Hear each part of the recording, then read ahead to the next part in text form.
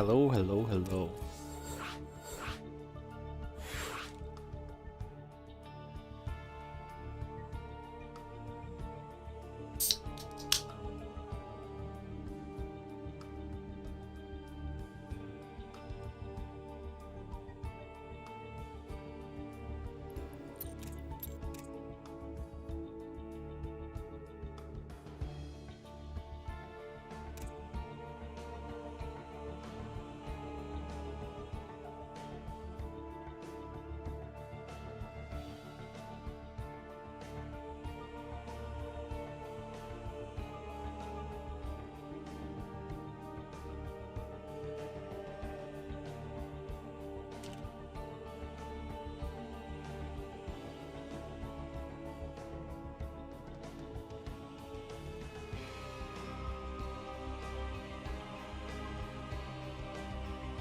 Hello, hello.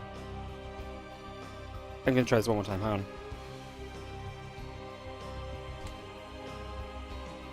God, I've had to cough, I've had to sniffle. Hopefully this time we can actually just begin. Oh, the camera's not on, I love it.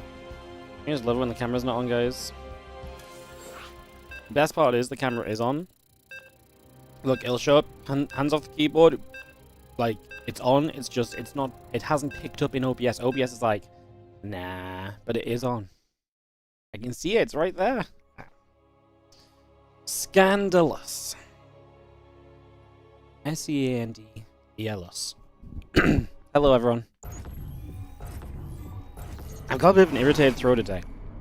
I don't know, yesterday I cleaned out my closet, and it was a bit dusty in there, so I was coughing a little bit yesterday morning, and then at the end of casting yesterday I had a bit of a rough voice.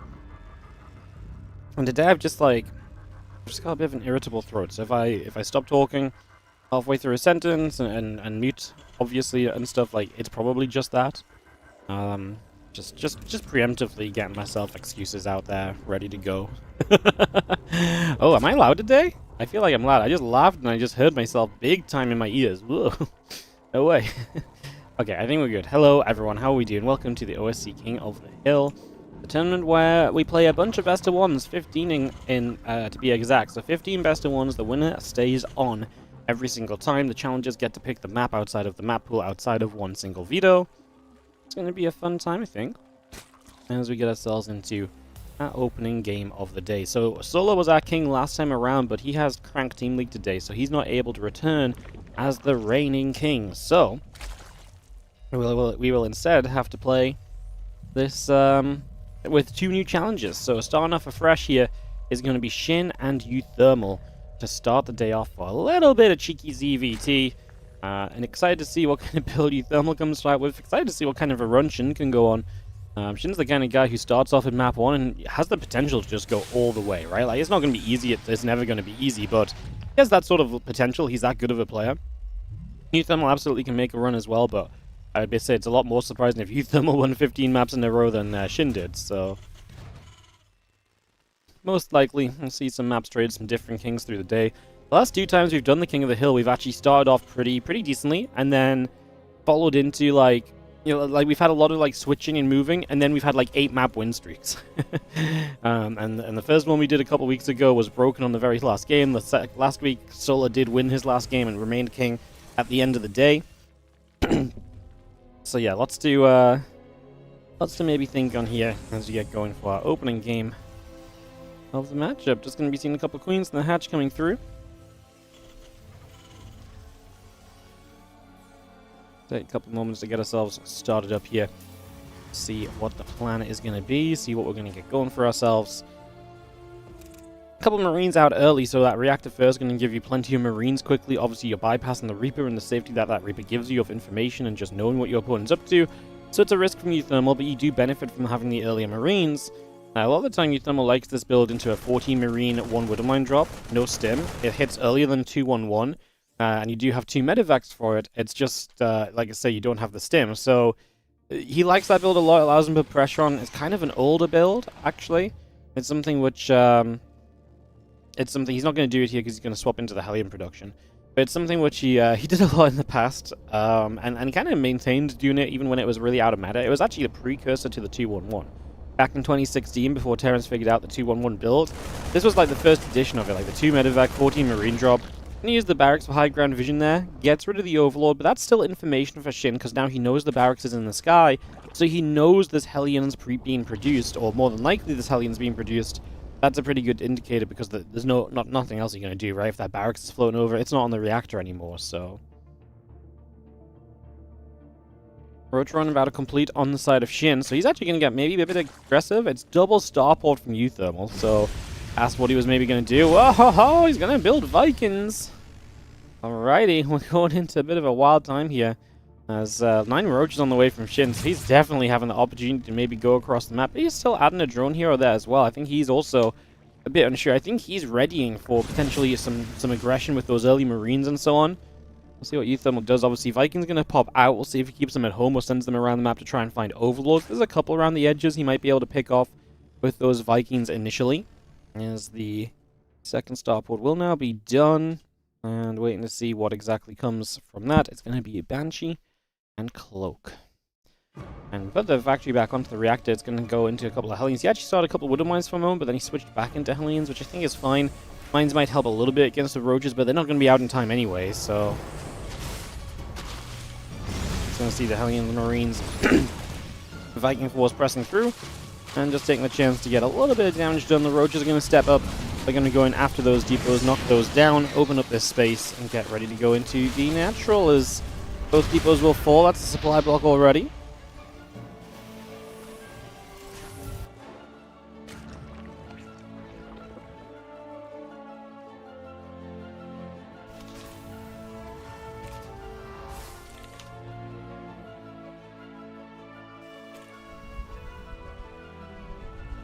You can see the Hyperfly Rotor, so it's double Banshee upgrades. Honestly, would not have predicted that at the start of this. I didn't say what was going to come off the double starport because honestly, didn't really know. But the double Banshee upgrades, I would have never even begun to guess, to be honest.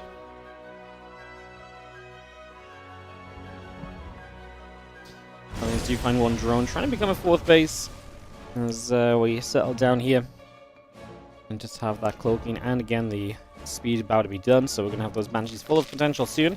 Obviously on the way, going to be important as we get the roach speed started. The first 2 Banshees actually already flying into the natural. We'll find a couple drones, then going to cloak. The Spores a little bit further back, so we are going to see the Queen. Probably could have been targeted down there. Instead, we just went for drones, so you can't really complain about getting drones. The Overseer is going to be very important because that will allow the damage onto these Banshees out of position from the Spores, and that catches U-Thermal slightly off guard. And just before Hyperflight Rotors is done, he will lose 1 Banshee. Now he's building many Banshees. 2 more Banshees still on the way. He's already at 3. He would have been at 4 without the loss. So, man is on a Banshee craze. And with the 3rd starport coming up, I get the feeling we're going to keep on seeing Banshee, Banshee, Banshee. And Shin really needs to get something a bit better than just Queens against this. Otherwise, he's going to get overwhelmed very quickly. So, he needs to start working on that. Already lost a few drones here. That didn't look like a wall that was going to block the Hellions, but it looks like it is good enough. Those Hellions will go down as they try and dive through. Only a couple of workers killed there.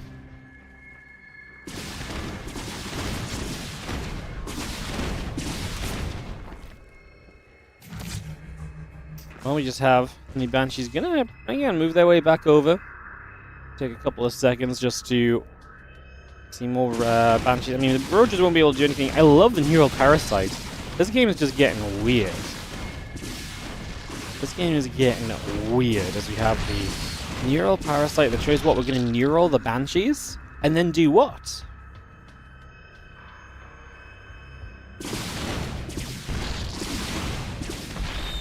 And then do what? Banshee's going to get rid of another Roach. The SCV is trying to run across to that 3rd base.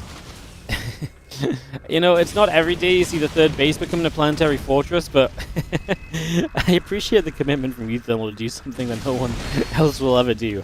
The 3rd base planetary.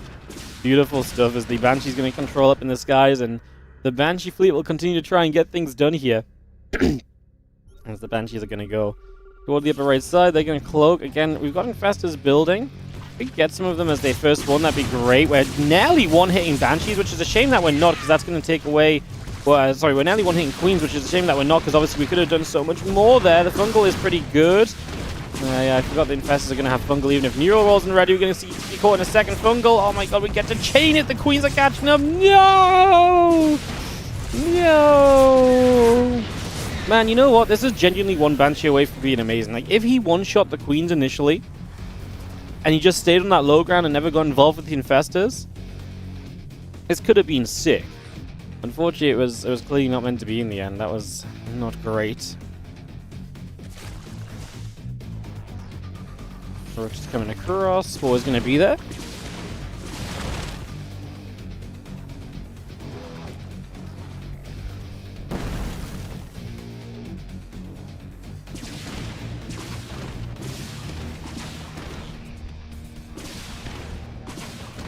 Gonna see the Banshee just gonna hit there, a couple of roaches. And they get turned the other way. Spire and the Hive on the way up. Just gonna be seeing the couple of Infestors still building through. The Hydra's on the way by. Again, +1 missiles and the Groove Spines building into play at the moment. 4 Banshees at a time. Wonder if it's ever worth getting Banshee's air upgrades or vehicle plating.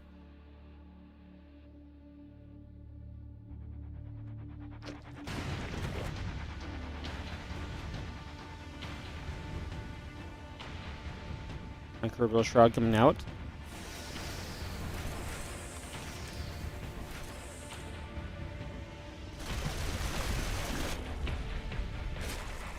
Branches up the top. Fungal Growth just whiffs there as the Spore Crawler does get a shot or two, but not much else.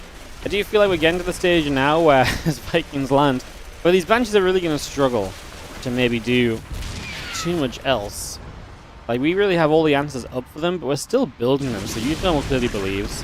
Gonna cancel up a base over here, did some damage with the Vikings over on the right side at the same time. Get back in for a little bit more damage. Fusion Core on the way, Banshees on the way, Siege Tank, and the rest coming up. I'm becoming less of a believer over time, even with building 5 Banshees at once. Those Infestors are scary, the Hydras are scary. You see the Banshees just gonna come about. Again, the Microbial Shroud coming through, extra Hydras coming about, Great Spire on the way with the Evo Chamber. Overlord speed still building as the Vikings trying to go in after the Overseers. You can see the Roach Hydra going to continue to fight the Banshees, trying to clip at a couple of the Hydras at the edge. And now going to intercept some reinforcement Hydras. I mean, that might be the way to do it. Cutting off the reinforcements in a big way. Planetary Fortress trying to survive here. We are morphing in a secondary Planetary Fortress on position. The Microbial Shroud is pretty good. It is going to help. But the Banshees are splitting up. Oh, the Neural Parasites! The funny thing is, the Neural Parasite only keeps the Banshees in place. It doesn't stop them, as we're actually going to see the Banshees are overwhelming the Hydras, and the Infestors are going down. And Uthermal will defend with Mass Banshee, and he will push this away. And he even chases across the other side. Is he going to get the last few roaches at the end there as well?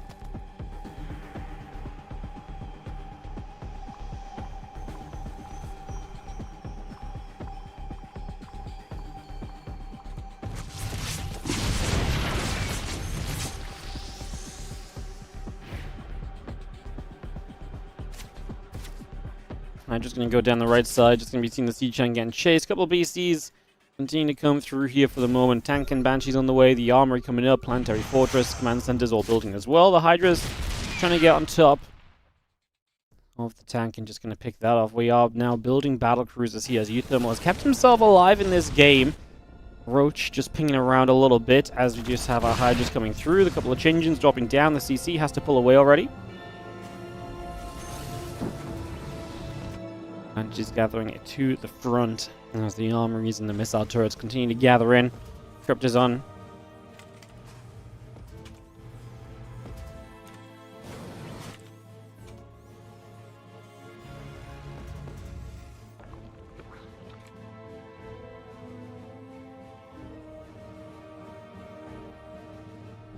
Melee +2 missiles coming about. Link speed and the +1 fly attack upgrade coming over. The Corruptor's on the way. That's necessary against the battlecruiser force that's coming through now. As you do see the Banshee's taking a turn the other side, just going to go to the upper left-hand side. I can't believe he actually held with the Banshees. The mass Banshee defense was legitimately a thing. I really thought this was not going very well at all, but I was wrong. I was very wrong, in fact. Banshees can kill off spores quickly here. Took a lot of damage, actually. Lost 2 Banshees. That obviously was not really ideal. But like I say, we're building up BCs. We're freeing up supply to build a few more BCs as well. And on a mass BC army, do we love it for Shin? Maybe Microbial Shroud will genuinely be very good here. And we're also not on mass BCs yet, so if Shin fights right now, that might be good. The sooner he fights here, probably the better this is going to turn out for him, I would think. Tanks in position, the Broodlings dropping down. Banshees, I mean, we don't actually really have anti outside of the battle cruisers, so we're going to need them to help us out. We just teleport the BCs across the map, by the way, because the best defense is a good offense, so battle cruisers teleport across the map. The Banshees begin to base trade as well, and for all the damage you're doing at the front there as Shin, you're going to start losing a bunch of bases to Banshees and BCs. Your Hive is going down in the next couple of moments. Queens are going to show up. I don't think it's even worth transfusing, though. I'm actually not sure if just the Queens being there at all is going to make much difference, actually.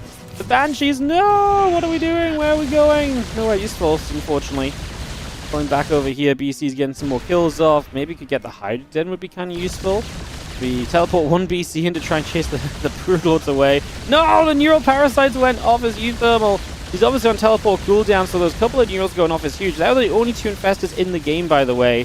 No! The other BCs are flying back into the Hydras. They need to stay in that corner and try and stay away. Banshee's doing their best against the Spore Crawler here as well to try and get us back on track. 9 additional Corruptors coming up. That's my issue in the long term. Do we have a proper answer for the Corruptors? Honestly, right now, not really.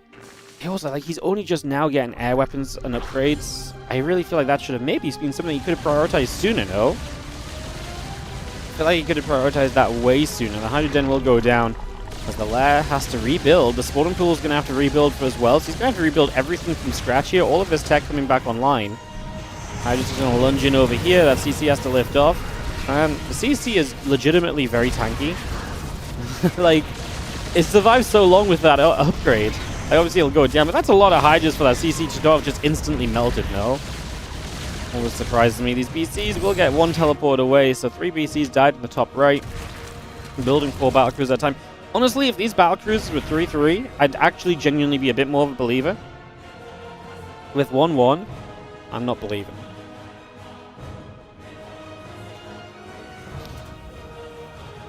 "16 SCVs dead. Extra SCVs and BCs coming up. Planetary Fortress on the way. The Raven in production as well." I mean, it's just that Corruptor count, man. The Corruptor count is so high. They're going to Yamato add a few Broodlords here. And you obviously can just one-shot a few of the Broods like that, so that's one good way to deal with them. But again, we've got to deal with the Corruptors at some stage. And there's a yoink! Battlecruiser abducted. Instantly neuraled as well, so you can't do anything else about it. Yep. DC's teleport here, that's not ideal. Yeah, that's the miss micro. Not that I'm sure that it would have mattered, because Shin actually has like a 4K, 3K bank behind it, but that was not the end game move we were looking for. The oops in caps is kind of all you need to know about the end of this one. Fun game, fun try, but just not quite there. I actually believed a little bit, though, to be honest. Like, I actually thought there was going to be I thought there was an opportunity, I thought there was a chance. Fun game, fun game. Alright, we got some videos and maps figured out, guys. Get into our next map of the day as we are well underway then in the OSC King of the Hill map. 1 out of 15 down. Plenty to go. And we're going to have Geralt coming in as the challenger, as we're going to be seeing Shin getting 1 veto, and then Geralt getting to pick the map from there. So it's going to be ZVP up next. Star-studded lineup to begin with. So Shin, Geralt, after Euthermal's already played. It's been a great start of the day.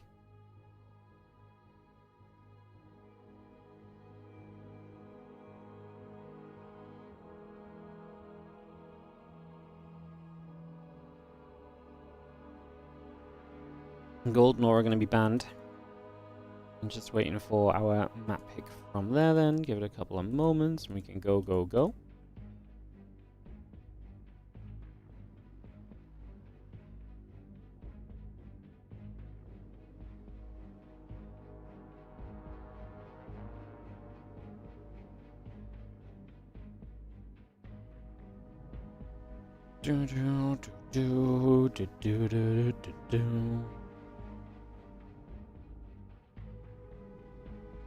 Here, I'll pick some map, host it up. Didn't drop the lobby link yet, but we'll start to get ourselves in here. Tokamak. Alright, so Tokamak for map number 2 of the day. Shin on a 1-0 lead.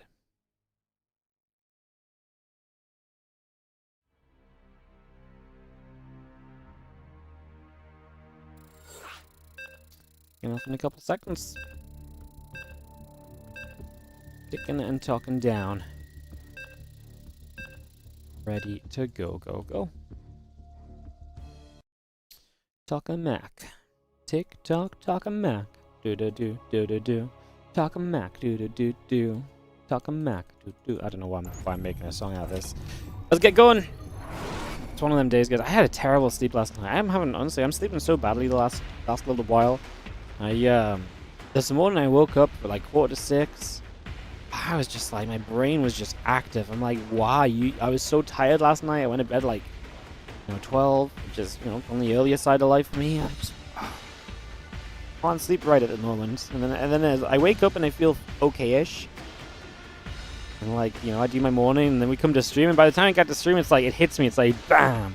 Remember how tired you are? I'm like, no, not like this. Not like this.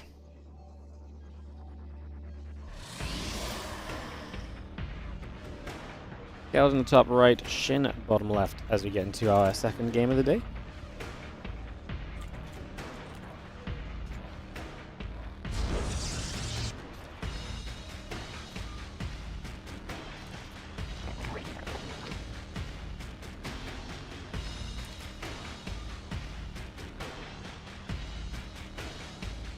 Hatchery block from Shin, so he's going to open up a little bit interestingly himself and try and get in Geralt's head, force a response here. 5 probes fall down, and that's going to be good damage onto that hatchery just to work your way through it overall. And just to deal with this early. He'll drop the cyber core, look toward the wall off, and go from there in general.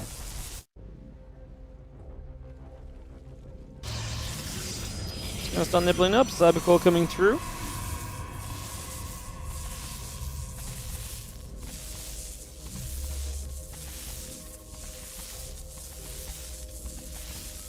And then Hatchery going to take some nibbles, catching the pool, and taking some shots initially. He has the cyber core. Continues along.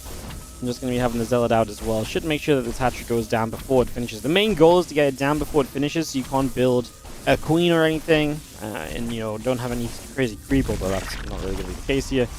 So that's just going to be a nice, easy denial. And that's exactly kind of how you meant to do it as Geralt. It still throws off your timings, it still throws you off on the build a little bit, so that's what, Shin is kind of hoping for at this point.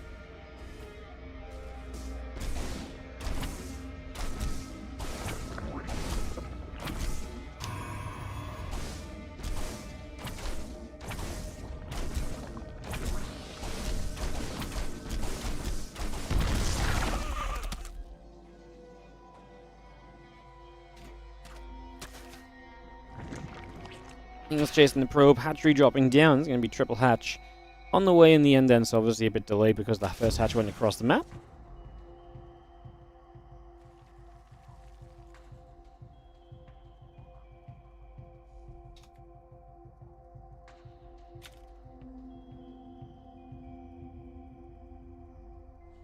And let's see coming up. Next is on the way through.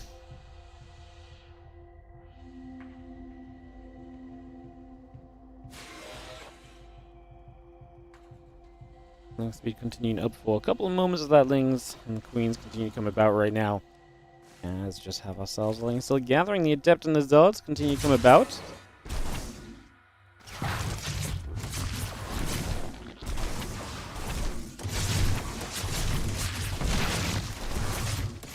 The Zealots, the Adept continuing across right there. Just going to be seeing the Zealots going to get caught and killed off. So Geralt trying to go across the other way, but enough Lings were there initially.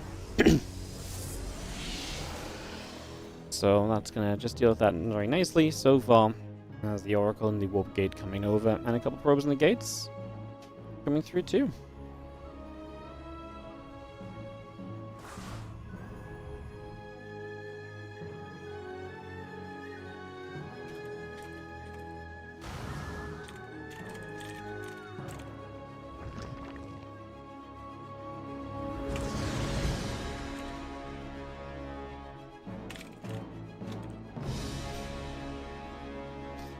Ling's gonna run back the other way. Spores and the drones continue to come through. And the Oracle and the Warp Gate continuing online. So we're just getting those couple Oracles out, trying to use that as our map control in the early stages.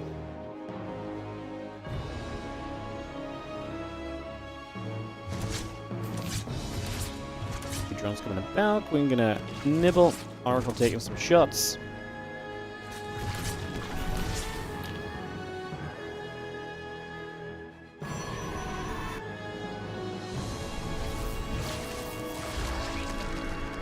Dip and Oracle, and they're together. Just going to chase the Lings away the other side. Now Twilight Council probes. Pylon continue to come through. Gonna log out on the way. Oracle activating. Couple of Lings taking damage. Shots coming out.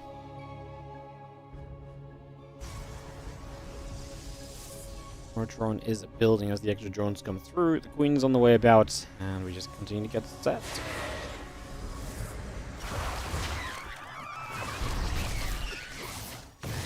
Oracle's getting even more kills as they chase the Lings out toward the bottom left side. Again, the couple of depths and the Stalkers coming through. Road drone coming up, lair building, extra Lings coming through, and the drones as well. It's going to be seeing the Queen also settling down. And it's trying to wrap around onto the couple of depths. The Queen putting some damage out, and the Stalker putting some damage onto the Overlord as well. Again, a few more shots coming through for the moment. Extra gates in that blink continue to come up for now. It's a good defense, right? 4 drones is never super bad. You know, it's 6 minutes in game, so it's not super early. You lose quite a few adepts for it. It doesn't get many link kills either, so I'm pretty okay with this right now for Xin. Defense looking fine. They're going to be done soon so we can start attacking properly. Main thing right now is to get the, get something up that can deal with the Blink Stalkers when they start striking in about a minute and if it's time. Obviously, we'll be on our way to Roach Speed most likely. We have a Roach run, right? So it looks like we're just going to get to Roach Speed and just go from there and see what we can do with the Roaches and hopefully get enough of those up to, again, defend against these Stalkers. We already had 63 drones. I'd say the drone count is on track to make sure that we can get enough Roaches out to play defensively as well. Another few Lings, just check across. He's the Stalkers. We know what we're playing against. Like I say, for Xin, time to defend here in the near future.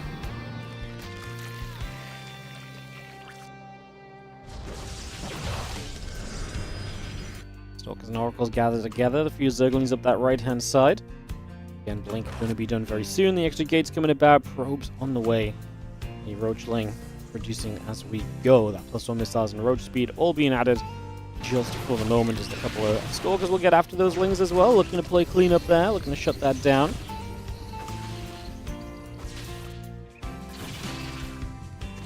Stalker continues in after the Overseer, chasing for a little while.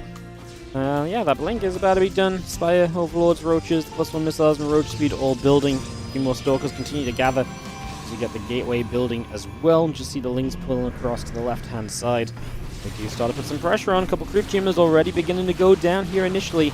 So some creep going down, some damage being done. And those couple Stalkers trying to go in after the Oracle for the moment. Oh, Lings get a good wrap around down the Stalker. So that's going to be quite nice, and as we do see those couple Stalkers getting turned the other way.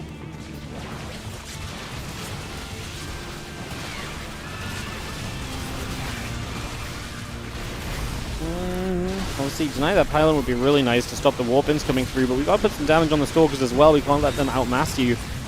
First with Val's coming in, he is going to put a bile onto that pylon. He will finish off. Good.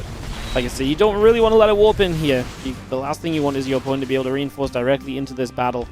And the more Stalkers that show up, the rougher of a time you're going to have, basically. +1 missiles about to be done. It's obviously going to be a major help as well on the side of Xin, so that will help us as the Ling Roach Ravager begins to open up through a set of rocks right there.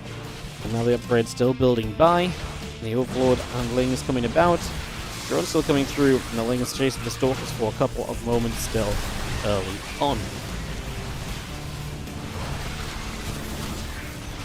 Roach Ravager chasing the Stalkers back. The Oracle still active overhead. Roaches are still going. Again, those Stalkers still taking some more hits right now. The Charge and the Nexus will continue to build from Geralt. And the Probe coming through too.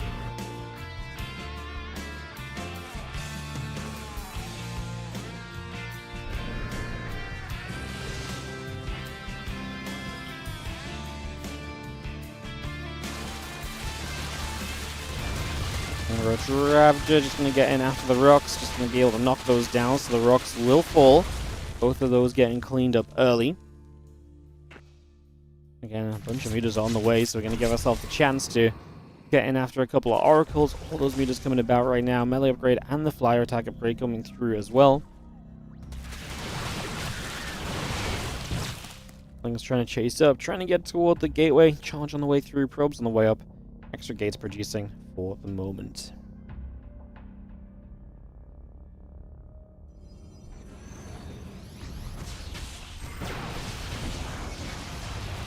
Stalkers get there. Middleists will be taking damage.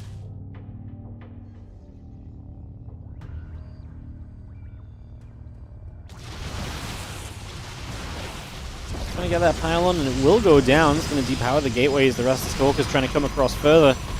Just pushing their way over. The mutas get turned around down the right side. Lingroach Ravager going to take a chance. Diving up the left, going after the pylon, going after the gateway. Stalkers blink underneath, and they will take on those Mutalisks, so they will take that out. A couple of those going down immediately. Oracle still activating, Lingroach coming over, and we are going to be able to get ourselves onto this Nexus here, perhaps. Oracle still activating, going after the roaches still. Game +1 flyer attack building as well as the Mutalisk count continues to grow for the moment. A mistake from Geralt building the double Dark Shrine. Believe it or not, there's not two imagine there was 2 upgrades for DTs. DT Blink, and what if we got DT Speed? So DTs just run around faster baseline anyway? God. Double Dark Shrine build so legit. Yeah, obviously not actually meant to be here. The Neos fly about. Roach Ravager coming through. Stalkers going to continue to trade with a few of those Lings, and the Zealots getting chased the other way. Roach Ravager still pushing those Stalkers back for a little bit. Revelation down onto the Roaches there.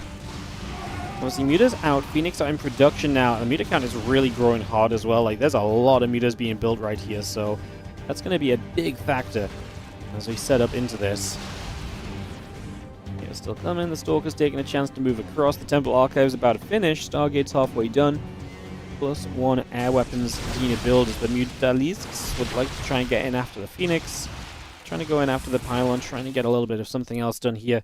They're not going to find too much as they escape once again. Down that right side, the Oracle's going to activate. A couple of Roaches will begin to take some damage. The Zealots will be there to try and flank a little further. BT going to swipe. Queen taking some shots. And we just continue to push forward here. I mean, the DT is doing some damage there, but like I said, it's the mutas that are going to be the issue. As the mutas fly in, the Oracles go down. There's no Overseer apparently. We're going to target down this Nexus. Recall does not go off. So units just going to have to walk their way over here the old-fashioned way. Can Geralt recover from this? I mean, trapped on a mutas. Obviously, the Phoenix do good damage. We're just straight up fighting mutas versus Stalkers. If the Zerg is committing to mutas versus Stalkers, it's a bad sign. Like, if the Zerg says, hey, my harassment units that hate fighting are going to fight against the direct counter to them, it's a bad sign. That's why you're not meant to win games, realistically. GG's from Geralt. Shin goes on a 2-map winning streak on today's King of the Hill. 2 Dark Shrines don't make your Dark Templar doubly invisible. Can you imagine? You need a scan and an observer, or missile turret and a scan, or in this case, you need an Overseer and a Spore Crawler to be able to detect the DTs if you have 2 Dark Shrines. Yeah. And the problem is, you had a 3rd Dark Shrine. Impossible! You can't... The only way to counter them and to reveal them is to kill the Dark Shrine. that or Spore Crawlers count twice, right? Like, if you have 2 Spore Crawlers, they count both times. Maybe is a factor, so...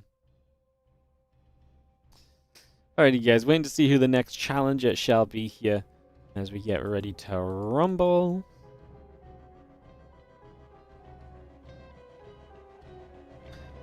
So waiting to see who the challenger shall be for Shin. See who's going to come in and challenge, as we will, like I say, hopefully get rolling soon for map 3 of the day. 15 best of ones to get through in total, so lots of StarCraft to cast. That's what we're aiming at. That is what we're aiming at. Do-do-do-do-do.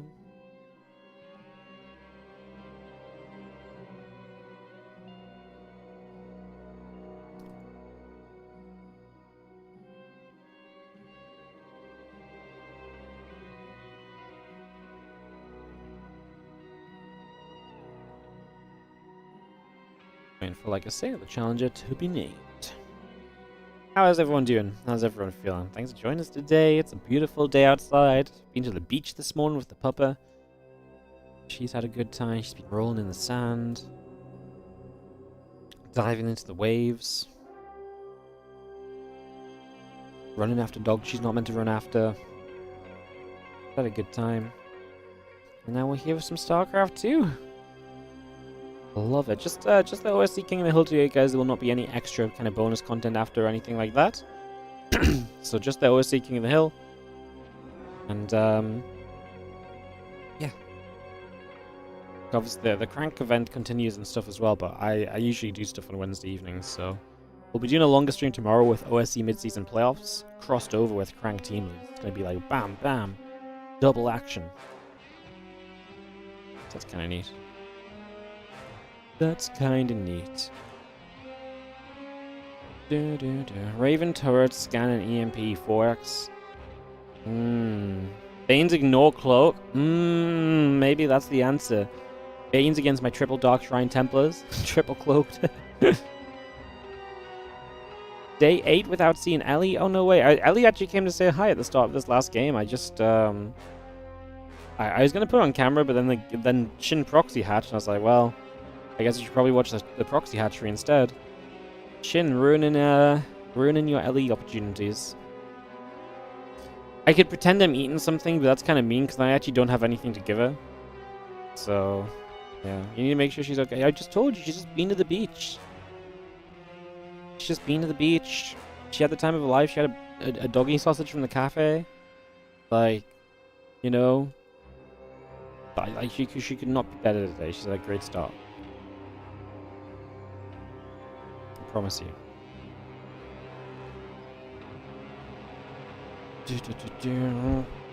Ceramic glasses are always dirty nowadays. I think it's Baby Marine. Is that correct? Honestly, because I put my glasses off. I'm pretty sure it's Baby Marine who's coming in as the challenger here. As we get ready to go. Did Indy just dip?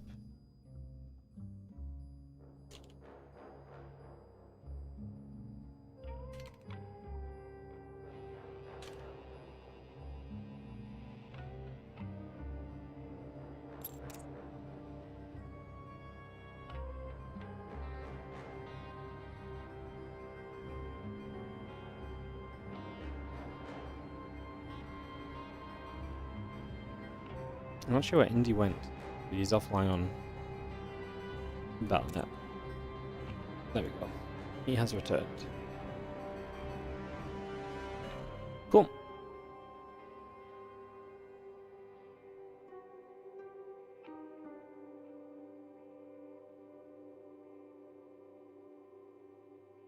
We have Baby Marine to kick us off into the game. So a little bit of an underdog challenger here in Baby Marine. Going to pick torches for the map. And it's going to be a pretty camped out map if you want it to be a later game scenario. I know Baby Marine likes to go later games, so...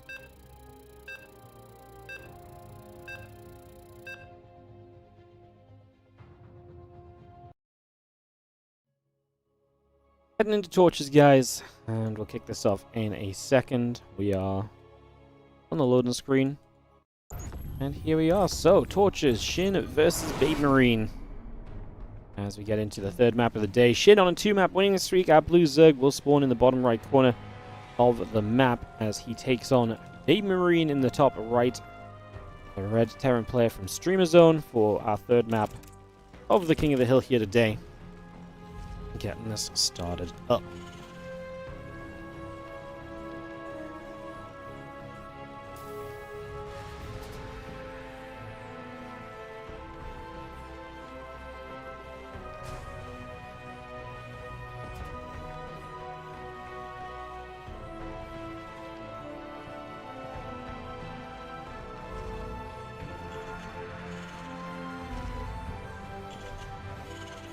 Sorry guys, just taking a moment to sneeze.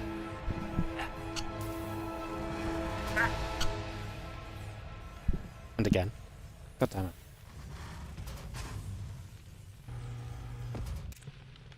Torches, always a fun map. Just if Shin does anything funky. It's CVT, so it's more difficult to do funky things here than in ZVP, where you can realistically open the gold base a lot of the time and so on. So, some fun options early on.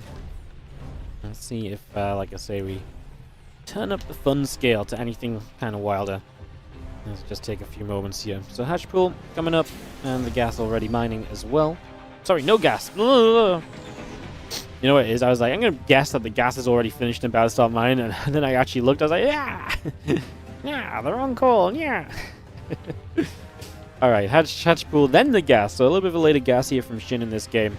Going to be a little bit more economical, a little bit more minerals focused for just a teeny bit longer. Give you a little bit more chance to get lings, queens, and drones set up. But it is still going to be the gas in time very soon.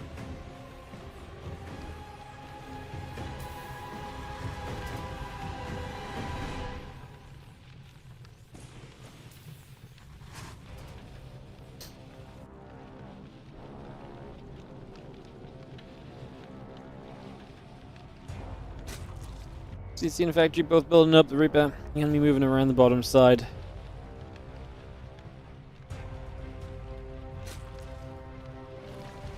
And the Factory and the Reactor just building for a little bit. CC and the SCV coming over.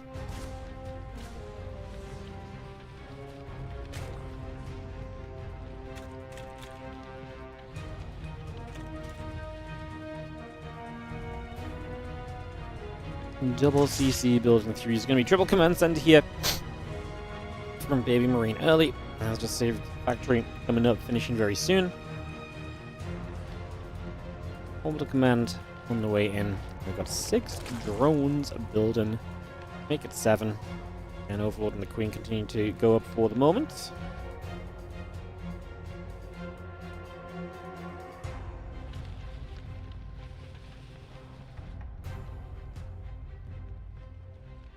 Yeah, nothing wild happening. Just 3 hatches along the bottom of the map. Like I say, that gold base does not get utilized as much in this matchup. It's a Cyclone on the way, by the way. A couple Marines coming up.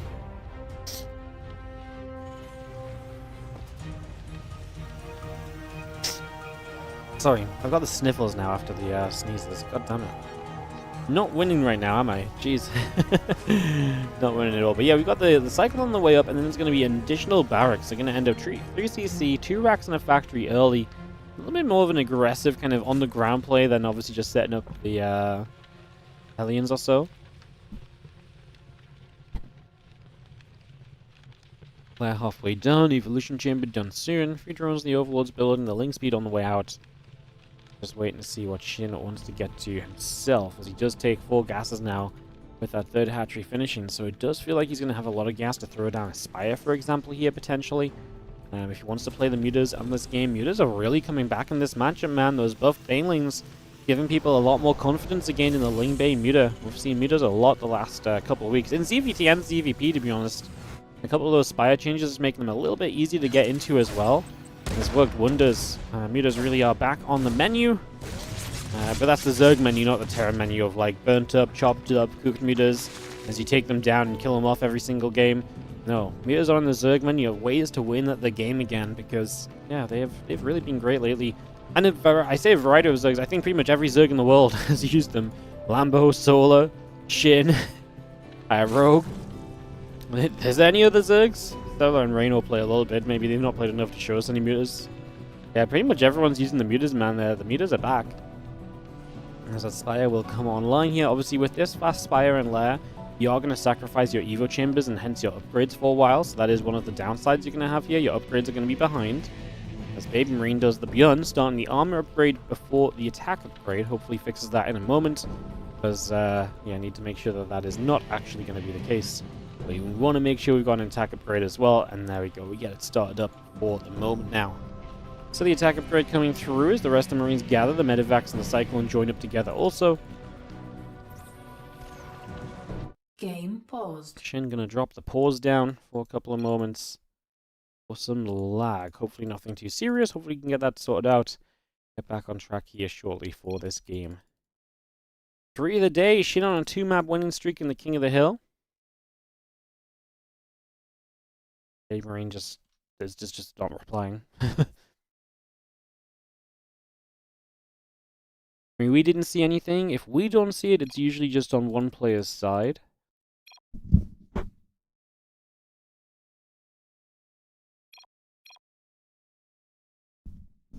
And get this resumed and try and get this sorted. Let's just wait for Babe Marine to tell us we're ready, and we can get this resumed, and hopefully Shin's lag dissipates, so it was just a momentary thing and is not going to be a permanent feature, because we would like to just keep the games rolling, obviously. Go versus Baby Marine. 3-2-1 to Shin. Resumed. And the game resumes into some Lings that are going to threaten here, and that Cyclone immediately going to be caught out of position. That's one of the downsides of not having the Hellions. The Ling run-bys are going to be that much more effective, and right now everything's on the map. Oh man. This could not have been a worse timing for the run-by from Baby Marine's point of view. All of his units are across the map. I mean, he has to win the game now, essentially, with this push, because he's taken so much damage. The only thing I will say is that the mutas aren't exactly going to help you here defensively. That said, Baby Marine has stimmed a second time, so those Marines are hurting a little bit. Shin supply blocked. 12 Banes morphing. Those Banes have to do so much, though. Do they have Bane speed? They do, right? No, no Bane speed. Oh, no. Maybe Baby Marine should have gone after the Bane Nest already. Man, Muta's showing up as well. Like Baby Marine's never going to build another unit. These Banes have to do work. Baby Marine, no! That connecting. Shin gets the GG. It's a 3-win streak for Shin. As, yeah, that run-by was just absolutely deadly. Baby Marine's pushing through the middle of the map. He's fully focused on that, and the run-by does so much. All Shin needs is a defense, and he gets that defense right then and there. GG's, we are going to have Shin 3 maps in a row, and heading into an opportunity to go to 4 map wins now, as we'll see who the next challenger shall be for some versus Zerg action very, very soon. What's up, B-Ban over on the YouTube chat? How's everyone doing in general today on the YouTube? Hope you're doing great.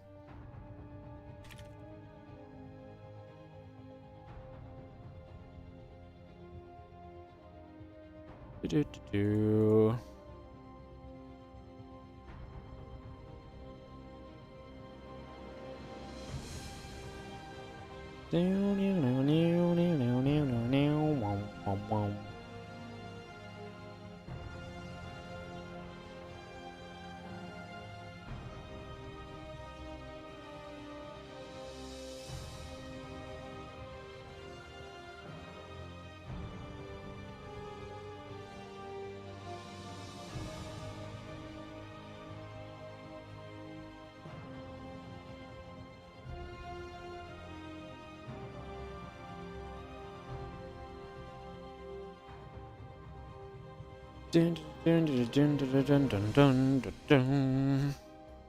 Sebezda is coming out. I'm actually excited about this because he beat Sola the other week. You might remember in the King of the Hill.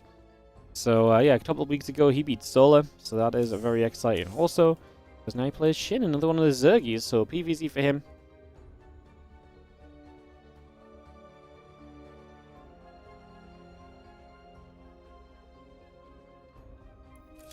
Gonna rehost them to the correct server.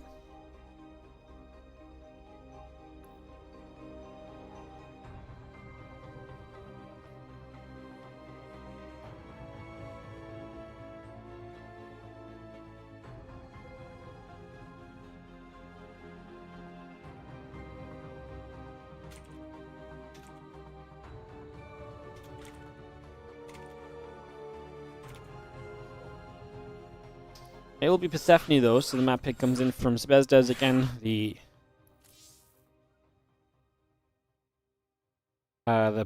current king gets to veto one map, and then the challenger gets to pick a map from any other map that isn't the veto from the king.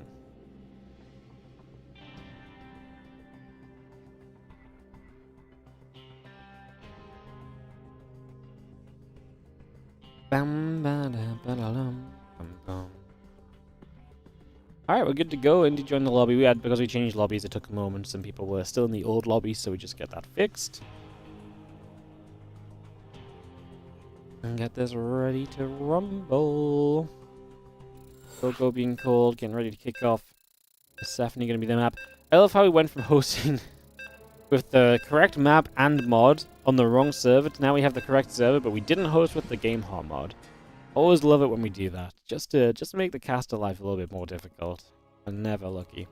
I'd rather just get going and rehost again though. So let's get this going. Because in the top left side, it is going to be our yellow Protoss player. It is going to be Sebezda, looking to break the streak of the current king. In the bottom right hand side, it is going to be our red Zerg. Shit. X years, I know, still not hosting with game hard. Sometimes it just happens. Like honestly, like some players are really bad at it, and I don't know how. Like it makes zero sense to me. They're still bad at it. But then sometimes when you click create game and you click create with mod and you just click create because you're expecting game heart to be at the top. Sometimes you click it too fast and the list of mods didn't load, so it just loads without a mod and you don't realize. I've done that a fair bit in the past as well. But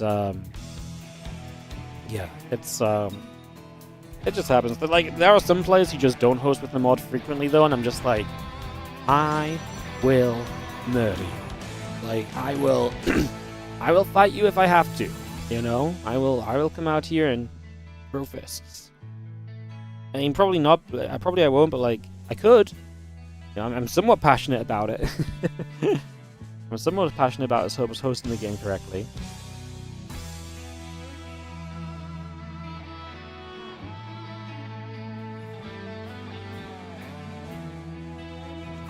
Gateway coming about, hatching a few lings. Coming in for the moment as he gets settled in. He's going to be seeing the gateway coming down. That hatchery obviously being that block against, just going back to what we saw in the previous game against Geralt. He's going to use it a little bit here against Sebesdes. Not too crazy of a move, to be honest. As we'll see what will happen.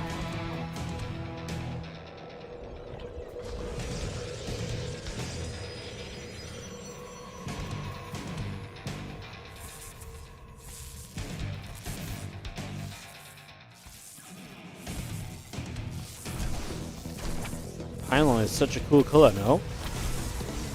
That pylon is just like freaking glowing. Why is it orange? Is that normal? That's cool. Cool ass pylon. Meanwhile, lings show up. Making this difficult to the hatchery, but becomes a little bit more of a problem this time because we actually have some lings arriving. And we did not deny this quickly, which means that now this hatchery is good HP. Now you start building a queen, which threatens, which means you have to keep probes pulled here. A couple is going to go after a pylon over on the right-hand side. It looks like some kind of P-Marine pylon skin. I know, right? Like, it looks sick. It looks really sick.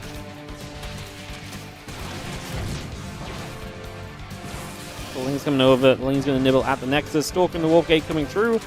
Lings, Queen, and the drone continue to build as we do just have our hatchery still taking damage. We're very close to the Queen popping out. I can't imagine the Queen will successfully get a creep tumor down. Even if you build a creep tumor, you will likely get it. Oh, no, the units are running away. Queen pops out, creep tumor goes down. Stalker turns the wrong direction. Creep tumor is being fired on. It will go down. Okay, good. I was about to say, that was almost terrible. What's almost terrible is we nearly lose the Stalker on the low ground to the Zerglings, by the way. Oh my god, this is chaos. Sebesdes has had probes running around like crazy for a long time now. Shin is just finishing his hatch at home. He is only a 20 worker Zerg player right now, so it's not like he's got the greatest economy of all time. In current situations, the Ling's going to have to back it up. The Runes will put some damage onto the pylon, but that will only be shields for the moment.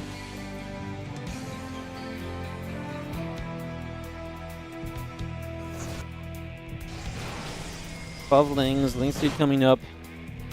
14 lings actually on the way now, as the couple lings popping out. The pylons on the way, probes in production, stalkers.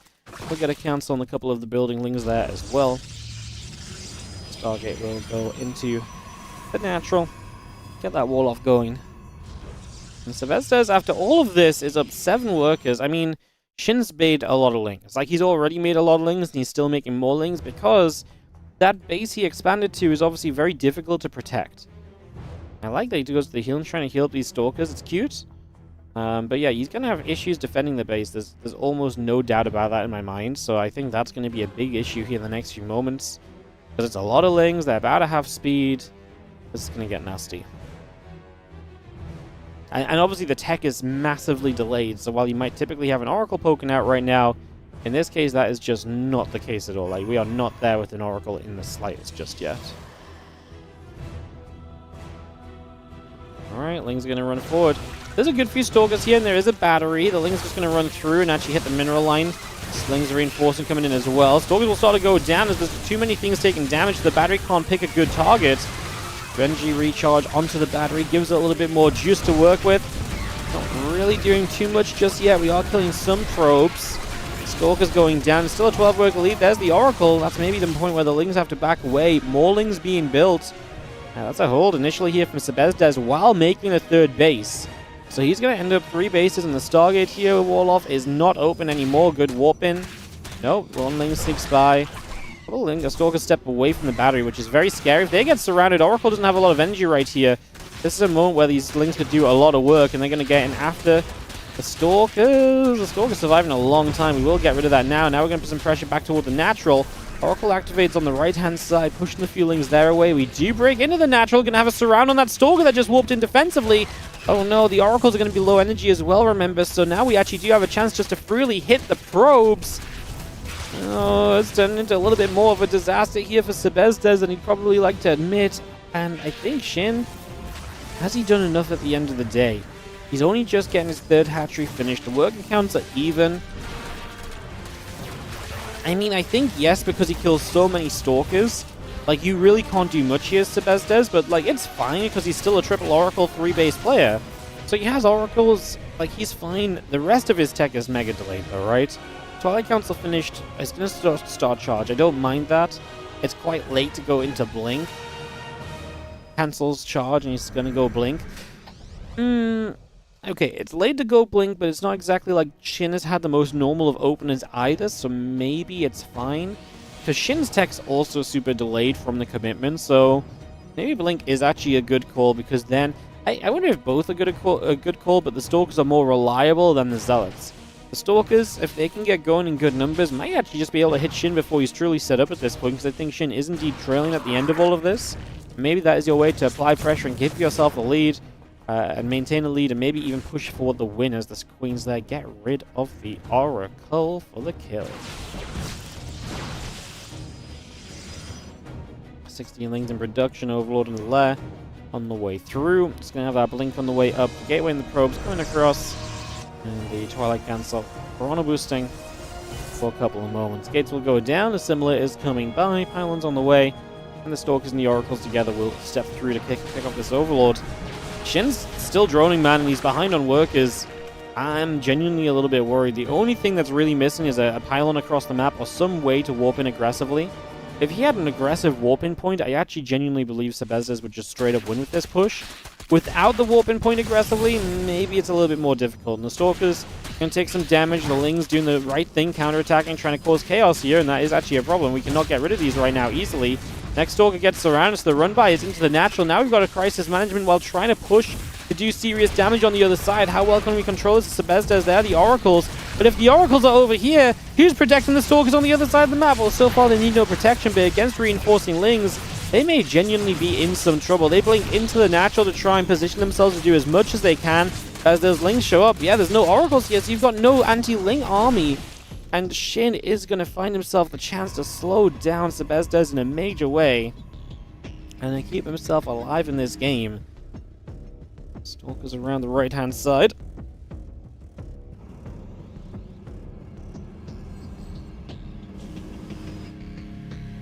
This one missiles, Burrow on the way up, Roach speed producing as well. The Stalkers heading to the bottom left-hand side for the moment. A couple Oracles taking some energy recharges and just trying to be set. I mean, we have obviously some of them left at home. For the defense this time, the Stalker count higher, but I'd still like to see some Oracles here. Stasis wards we could retreat back to. You know, just straight up damage output on Lings that try and surround these Stalkers. First one, missiles and Roach speed is about to finish, but those Roaches don't have it just yet, so the first few moments of this fight are a little bit miserable for the Roaches. Now they're going to start moving forward more rapidly as the Stalkers will continue to trade. The Oracles show up, they're going to activate on Roaches even. That would be kind of wild, but yeah, I mean, they've activated now, may as well stick with it as the Roaches try and run forward. Shin looking for the cleanup defensively, the few Lings coming in from the other side. Oracle's getting a bit too involved on some Queens, loses one of them as the Spore Crawler got to fire some shots as well. We are going to defend here as Shin. Sebestes is going to get pushed the other way, and Shin, his expertise and kind of veterancy in StarCraft 2 is showing right now. The ability to take a rough position and just play to your outs. Even if it's unlikely to turn games around, playing for those outs is going to give you a chance at least, and in this case, he's hit them. With the run-by being successful, causing chaos, not allowing Sebestes to fully focus on the one thing that's definitely going to do him good, which is just pushing. All of that is a major win right now, as we see the Roachling continue to produce. The Queen on the way, Funneling Claws, and plus 2 missiles, on the way up as well.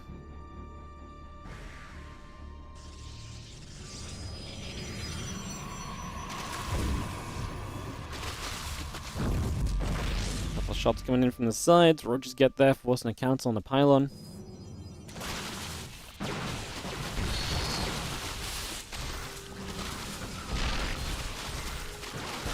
Roaches and Stalkers hitting a little bit. We will see a bit of burrow and a couple of these roaches as well. Eventually going to burrow them out, and there we go.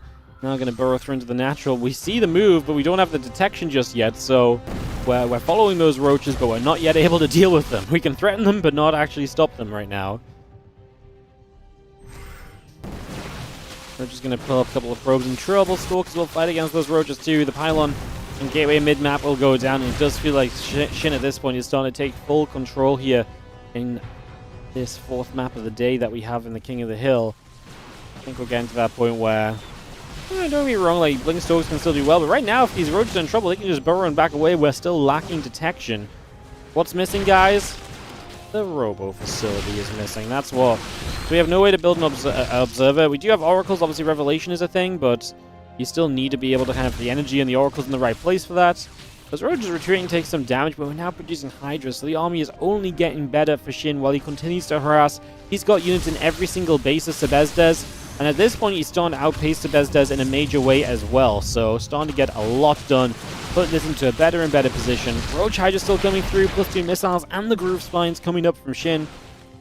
And a couple of Stalkers still pinging around on those Roaches as well.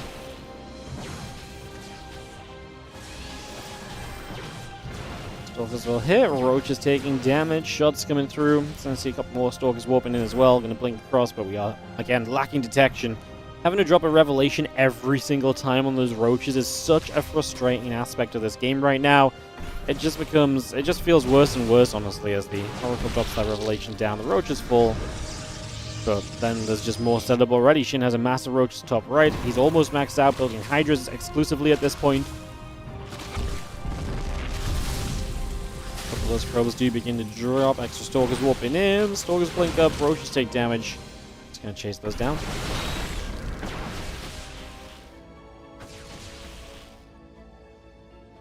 One more Roach that just pulls over to the side.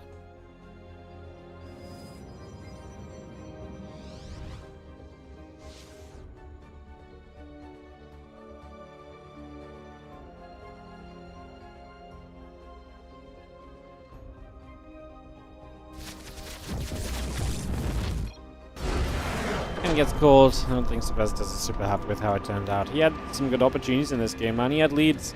I think he had a push that could win, but Shin did the right things, and Sebesdes could not deal with the crisis management, unfortunately. In SC2, it's a major thing. Dealing with crises, when things get bad, how can you level out the situation? How do you manage it? Very, very cool. Alrighty, we are going to take a couple moments here, guys. Already ourselves up for whoever the next challenger will be, as Shin now extends to 4 maps won in a row. Can he keep it going?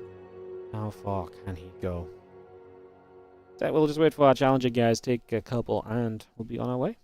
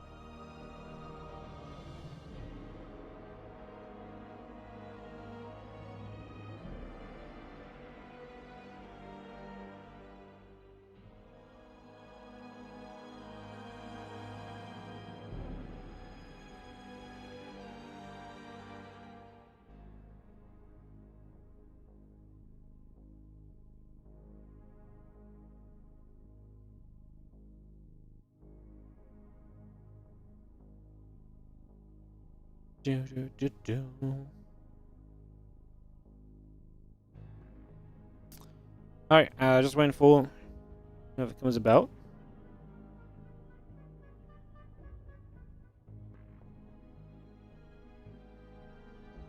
Has everyone ever all killed King of the Hill? Yeah, I think a couple of people have. if you go to OSC you can check out their Hall of Fame, and everything that's ever happened in King of the Hill is tracked there, so you can check it out.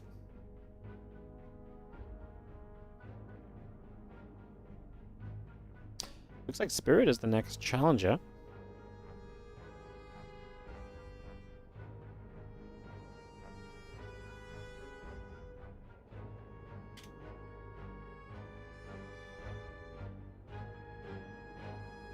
Last Fantasy, the video from Shin, wondering what the map pick will be from Spirit here to try and give him the edge in the TVZ. Spirit's had some pretty feisty TVZ lately, so I could absolutely believe he's got some good opportunity here to make something happen. There's been a great lineup so far today. Started the day with Shin Yu Thermal, and since then he's also beaten Geralt, Baby Marine, Sebesdes. Now going to play Spirit. This week's King of the Hill is popping in terms of player base. I like it. I like it.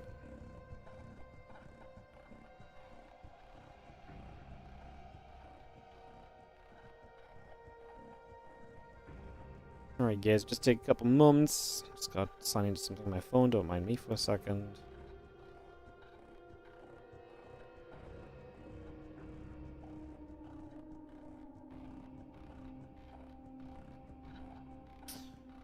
Waiting for Spirit to pick the map.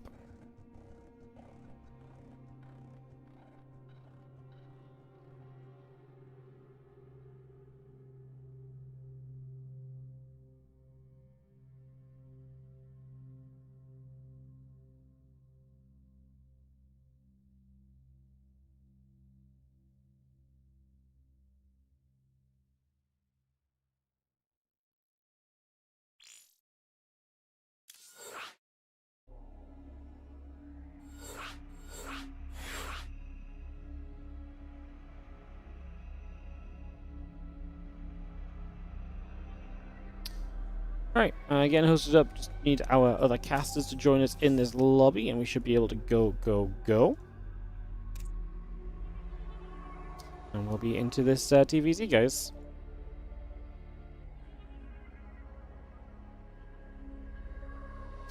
So I'm going to swap colors from blue and blue to red and blue, and then we can kick this off.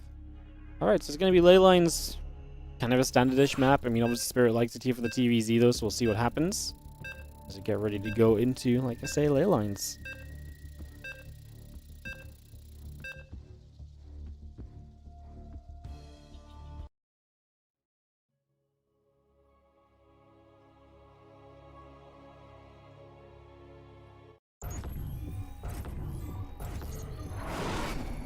In the top right hand side, we are going to have ourselves the red Terran player here.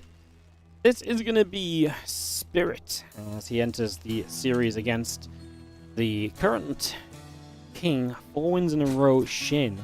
Spirit, one of the best all-time players in King of the Hill, so we'll see how it goes.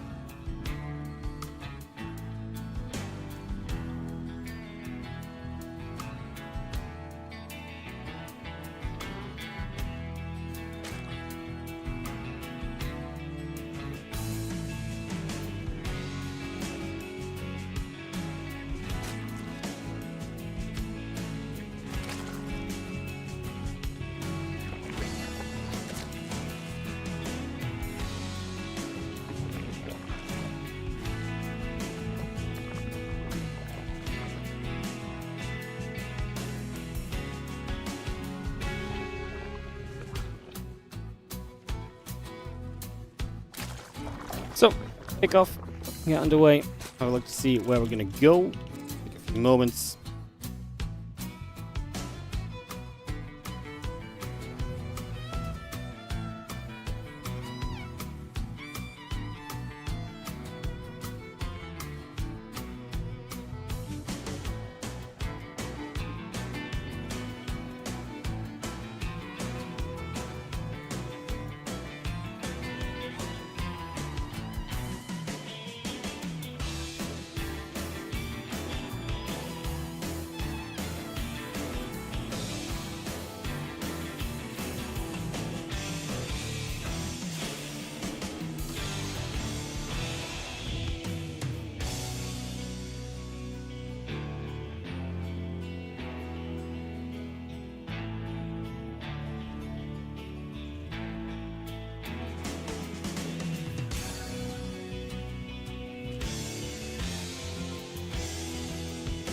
going to be seeing orbital command coming through then as we get going. Sorry, just sorting a quick message out. Apologies for the distraction, but a couple moments of this TVZ and not a lot going on here on ley lines, so...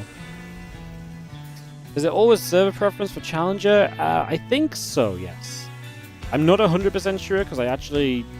I don't do all the admin stuff, so I'm not actually completely on the ins and outs of the rules, but I'm pretty sure it is... I'm pretty sure it is... From what I've seen, the Challenger always gets server preference, I think.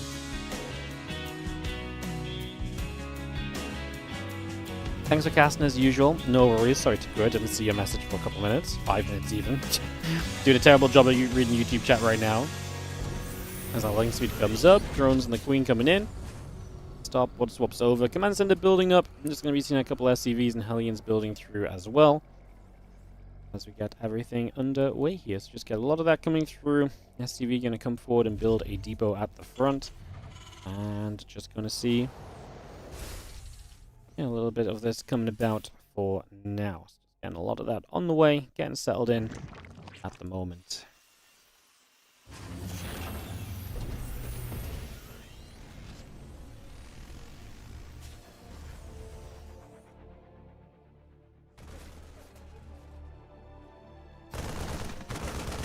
Let's see a couple of Marines going to go after the Overlord, going to do some damage.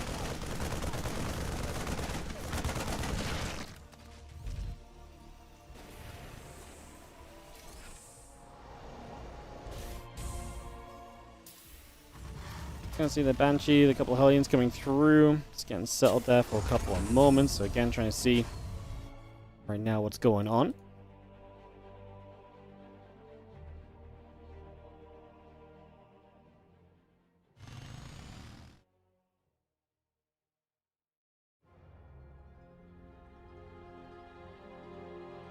And stemming the cloak coming about, a couple of barracks coming through, reactor coming online. Just gonna be seeing the few Hellions making their way around on the left-hand side there. The few drones, the carapace, the Queen, the spores, a little bit of everything coming through for now. As I just have again a couple of barracks coming up, Banshee and the stim on the way through as we get that underway.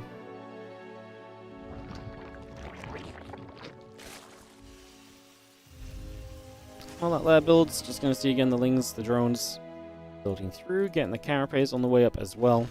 Few Hellions moving about. Just have again the barracks and engineering base all coming by for the moment. And there's extra barracks coming up for now. Just going to get this on the way. Stim back again, finishing very shortly. Just going to be seeing the barracks going to swap to a reactor. Factory to the tech lab. Starport going to go to the reactor as well. Let's just have the lair not far from completing.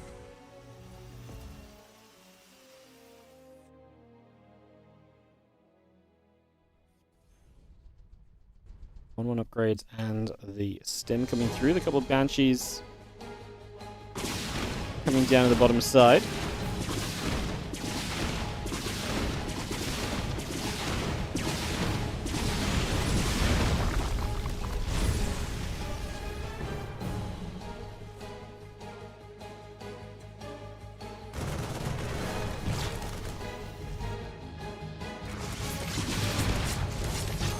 See the couple of Banshees coming back through.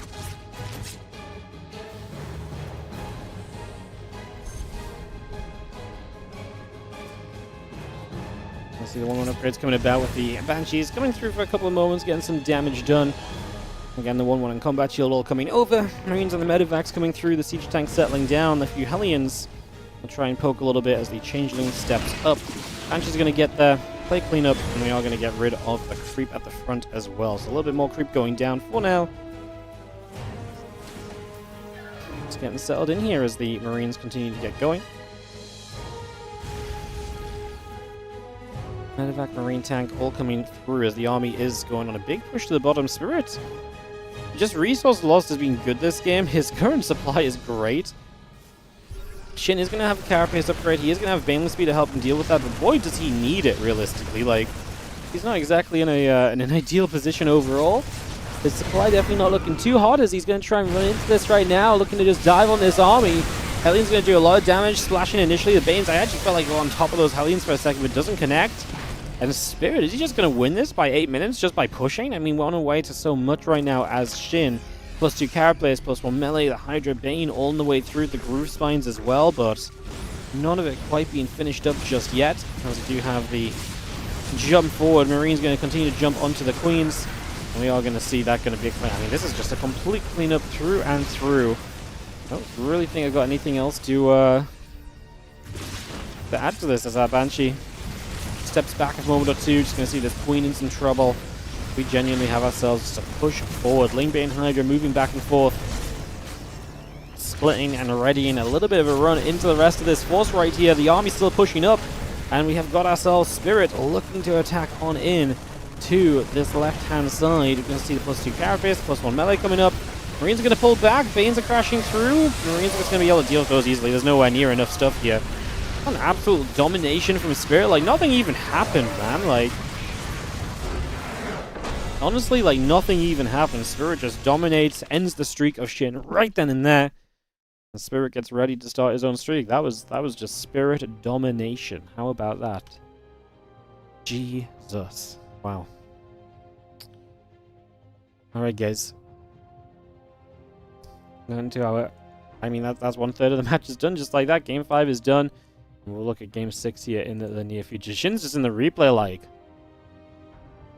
Bruh? Crazy business. Guys, it's happened. The big sub drop has come. So you know what time it is? It is sellout time. That's right. I will shake this maraca until someone subs. This is my life now. This is just where we're at. Oh, and I've got to read Discord. This is gonna get very old very quickly. Oh, thank God. I was already sick of the maraca sound. D6464 gifted a sub to Shakalaka. Thank you so much. We're going to be hopping to Europe for our next matchup, guys. So just hop on over to Europe. It's going to be Spirit against Let Alex. He's been playing these King of the Hills the last couple of weeks. Thank you, D64, for the gift. He loved the maracas. Very shifted name on the recipient. Look who came to the maraca sound. Look who has been summoned. Look who has decided to show up because she heard the maraca. I think she thought there was treats going on or something. He doesn't understand the maracas just yet, I don't think, but... Wow, a bonus, guys. Ellie, are you also here to generate subs? What is your thought process on... Do you think... Okay, Ellie. Do you think we need subscribers? Go. What?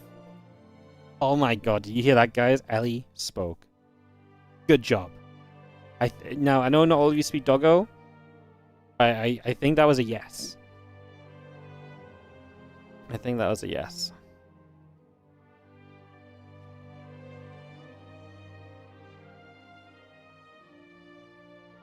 Oh, baby. Yeah, you're very cute today, aren't you? You don't have a sandy nose anymore. Ellie had a sandy nose earlier after the beach. Yeah. Yeah, you had a sandy butt nose, didn't you? What, you're just gonna turn... Oh, you're gonna go? You gone? She's out of here. Bye-bye, she says. I'm out. Tapping out. Dipping. Incorporeal gonna be our map. As we get this going. Only wants food. Doggo asks, Doggo gets a laser with the 6 months on the Prime. Thank you so much. Gosh, she's such a good sellout, honestly. I had to shake a maraca for like 7 seconds. She just walks on camera, bang. Same effect, you know? We are not the same. We are not the same. Alright guys, let's get into Incorporeal. It's going to be Let Alex challenging Spirit to try and stop Spirit from getting onto a winning streak. Let's see if we can do it in this much debated PvT matchup as of late. In the bottom right hand side, we'll be starting off with the red Protoss player, definitely the underdog as the challenger here as well. It is Let Alex picking this map after the veto of Spirit, who will be our current king in the top left corner of the map, getting this underway.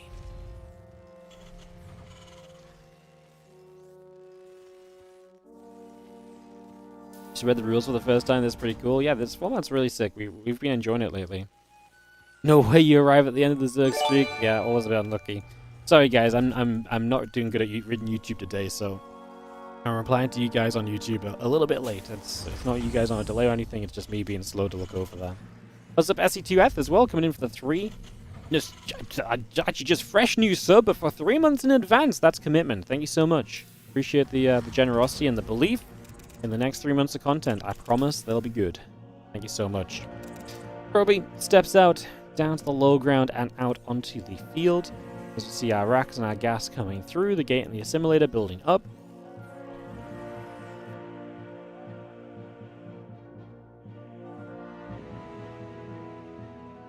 Probe turns back around.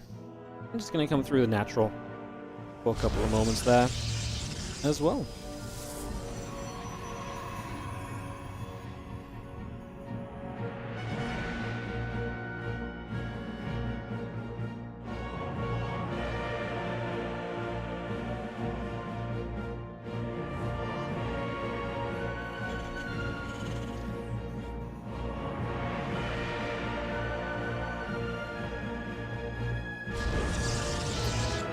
We see now Reaper coming through, then Command Center and the Orbital coming by.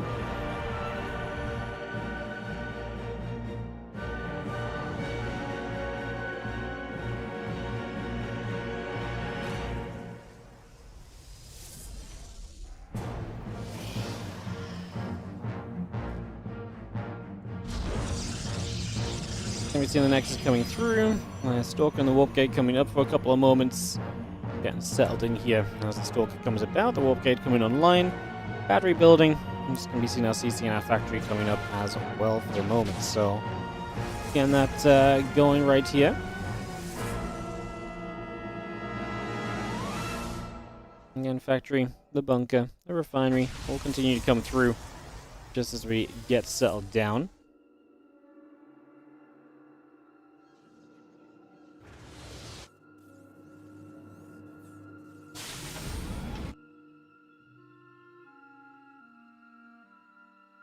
It goes up to the top, Twilight Council halfway done. You see the Stalker and the Warp Gate building as we speak. So just getting all of that on the way through for the moment. And yeah, Starport and the Orbital coming in. The Hellion and the Reactor coming up as well. Getting this settled. And so just have a nice peaceful opener. Everyone's expanding. Everyone's settling. The charge is going to be the choice from Alex. Now I do not mind it. Alex will be the underdog here.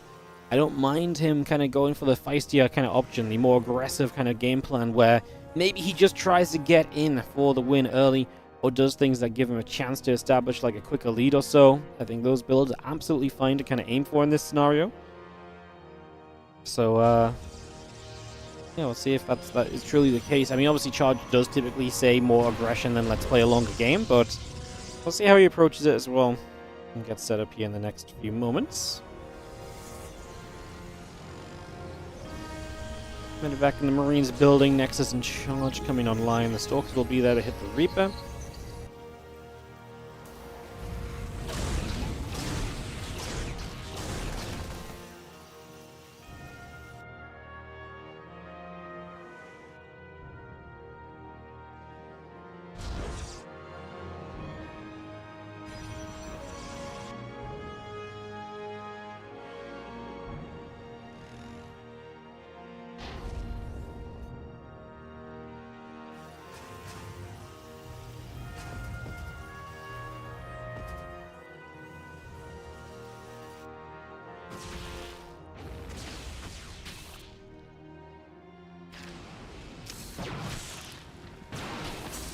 Since the Widowmine and Baron and Reborn, it's a little bit of mine drop play. Well dealt with. The first Widowmine going down without firing.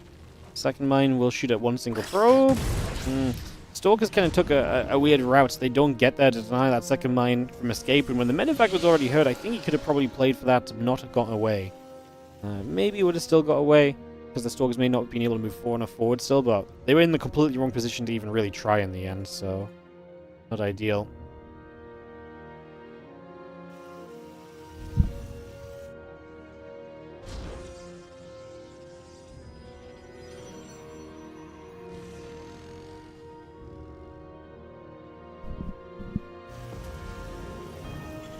Medevac journeying as we just have ourselves the Stimpack combat and +1 upgrades. coming through from Spirit, so his setup looks good. In the end, I mean, we never really did anything overly aggressive. As Alex, he's still just on the charge. He still has not invested into the Blink. So he has a few Zealots on the map, but that's really about it. This Wooden Mine Drop's going to try and fly in. I mean, just flies brazenly through the natural entrance. It's not a bad idea, right? As oh, no, no, no, no, no! That's the sentry in the end is still pretty bad, but that obviously was looking to be so much worse as he mineral walked the probes to get the stacks around and it just didn't die. Somehow, some way, that was, I mean, somehow, some way that wasn't bad. We still lose 5 probes over. I mean, this... I'm still trying to get over the Widow Mine. I mean, again, getting a sentry is still a pretty decent Widow Mine shot. I just felt like we were about to lose every single probe. The Spirit comes pushing down the left. Now, we do have our first Colossus finishing soon. We'll not have range straight away, so that might be a little bit of a problem. It's just like, hey, we can walk into this natural. That's cool. We like that. As they walk straight in, Zealots will get after a few of those SCVs. A few workers going down. The Bio, they take the chance to stim forward towards the Colossus. The Zealots begin to go down. Damage being done. Widow Mine setting up. Marauders coming back around as well. It's going to be seeing the chance to dive back toward the Colossus again. A little bit more damage being dealt. Colossus in trouble. It goes down. The Immortal will fall. The Stalker's getting jumped on. The cleanup in general happening right now as everything's getting killed. That's not good. Yeah, we lost 11 SCVs, but we just killed the whole army over here, and that's a slow warping, so not even going to go after the pile and just targets the units, which means you don't get the money back or the warping back. You just lose the units in the supply. And now the third base going down as Spirit looks to extend to a quick 2-0 run in the OSC King of the Hill thus far today.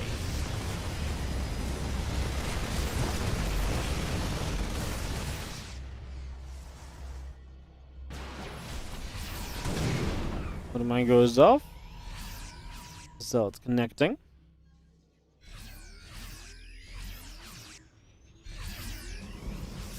This little build, just going to see a bit of Bio trying to jump in toward the rest of that army. Colossus trying to step away. Widow Mine is getting in after the probes as well. Good damage being done. Stalker's dropping 10 workers. Killer. GG says Alex. And that will be Spirit taking the 1-0 victory. Because it's a 1, it's a best of 1, so you can only really win 1-0. But he goes to 2-0 on the day. Is obviously what we're tracking on the scoreboard in case anyone's confused. No one's been confused by that yet today. The first time we did King of the Hill again a couple weeks ago, no one was bothered by this. And then when we did King of the Hill again, like, last week, everyone was like, how is it 4-0 in a best of 1? No one's been like that yet today. It's crazy how it changes.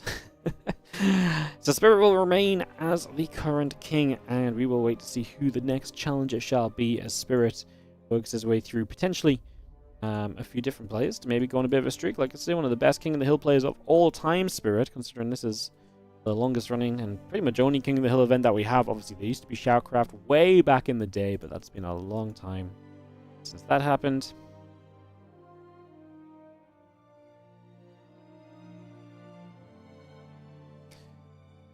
I've got the mustard shirt today. Yeah, today is the Ditto party shirt. Boop, boop. Having a party, having a rave.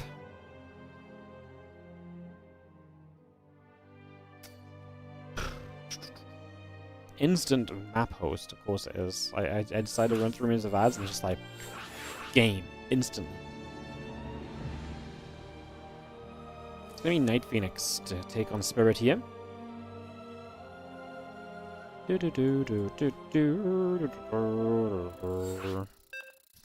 Ready, and in game we go for Tokamak.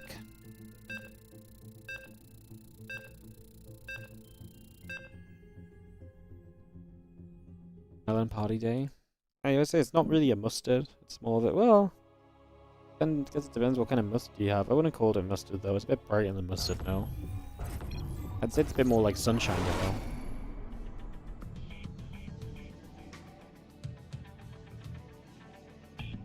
In the bottom left, our newest challenger, another Protoss player, steps to the battlefield, picking Tokamak to engage on. It is going to be Night Phoenix in the bottom left corner. Taking on the blue Terran in the top right corner of the map, it is Spirit.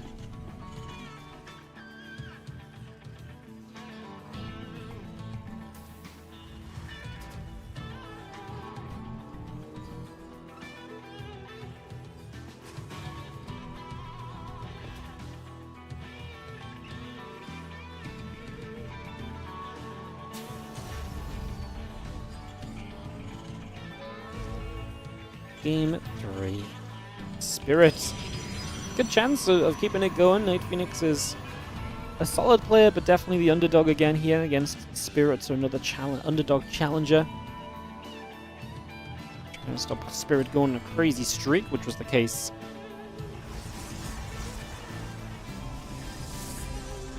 a couple times ago when we saw him play. 2 weeks ago, went on an 8-map winning streak. Lost in the final map of the day to Geralt.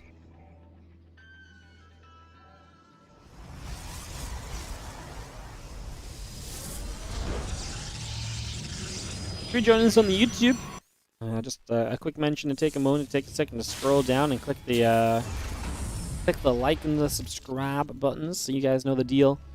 It helps us out massively, helps the stream. YouTube likes interactions, believe it or not. So go ahead and interact. I appreciate it if you do take the chance to do so. Thank you in advance as we settle ourselves for a couple of moments and just have a pretty peaceful first couple minutes here. Nothing really happening, no one really doing anything super crazy or anything just for now. So things looking pretty chilled out for now in the early stages at the very least as we get this underway. Waiting to see where we go. We'll take one nibble off the probe as the probe goes down, trying to just reconfirm what's going on.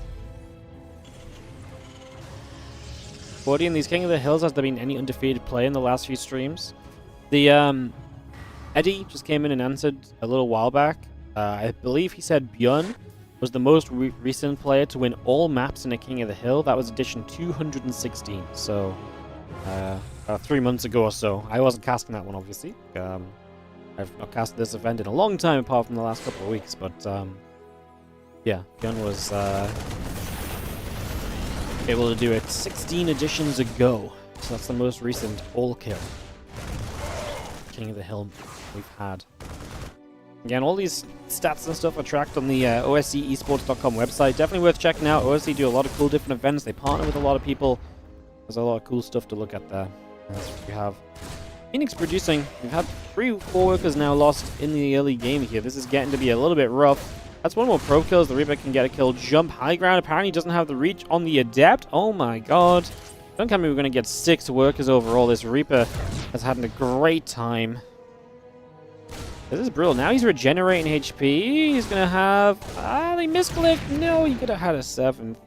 This is already amazing for Spirit in the early stages, though. He's done so much damage so quickly, putting himself in an amazing spot early on.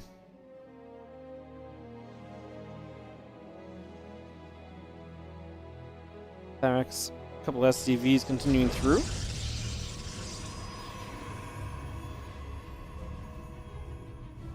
And Phoenix Twilight Council, that gateway coming about, Warp Gate about to be done. Viking and the Marines coming through, the barracks still building with that tech lab on the way, and the Adepts just gathering at the front of the Natural. Proby. It's going to take a chance to step around. The Helene coming about, the tech lab coming over, getting settled in here currently.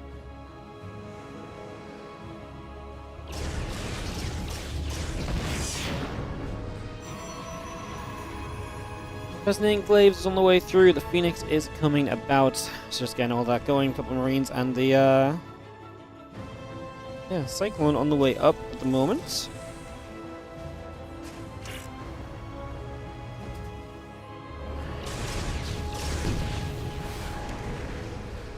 Couple Marines and the Viking just going to be there, pushing the Phoenix out over that right-hand side as well, chasing that away. That glaive is going to be fun for Night Phoenix. I mean, it's definitely a get back in the game kind of chance or attempt, but just trying to see maybe what goes on. Let's just have a couple of Adepts are going to go moving through.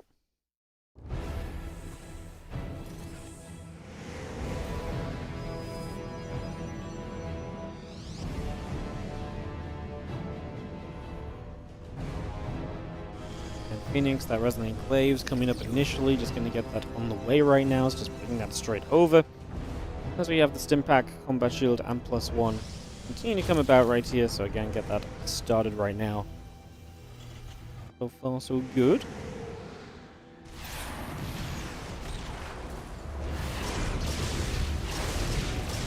Viking gonna shoot, a little bit of Bio gonna fight back. Phoenix will take some damage.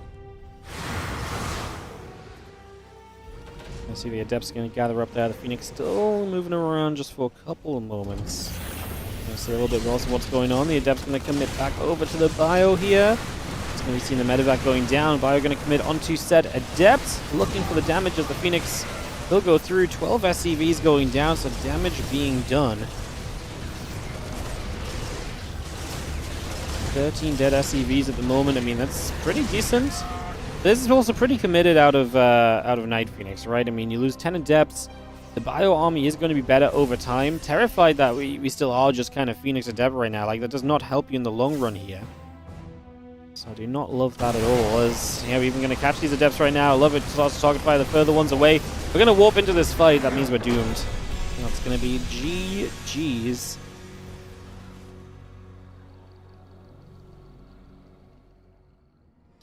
And that will be Spirit taking the third map of the day for himself, so he gets off to a great start here. Off to a great position for sure. Well, guys, we're going to take a moment.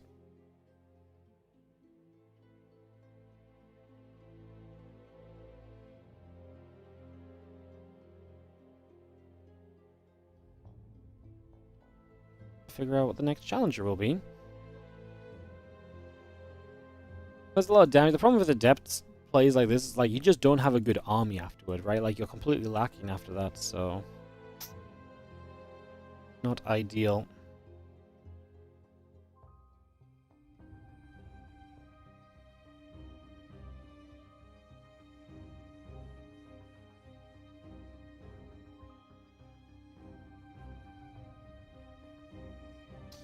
Not ideal at all. Mixu shows up. Alright, so Mixu's Spirit. Mixu played some fun games lately. He's played some scrappy games recently, in fact, so excited to see what he's up to. Ali is back again. What's up, Ali? You okay? Because you don't usually show up multiple times in one stream. You wanna come say hi? Hey? I'm gonna jump up? You're just gonna stand there. Look, if you stand there, you have to go on camera. You have to go and make money. Nope, that's not the button. There you go. Alright, Ellie. Generate money for us.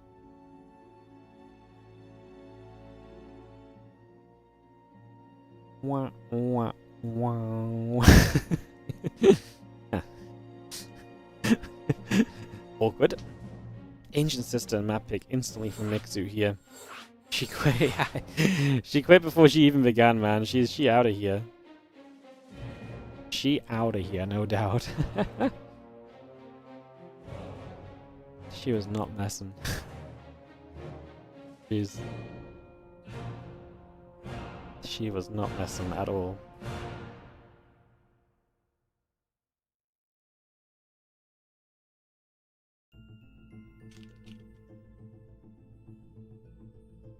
Alright,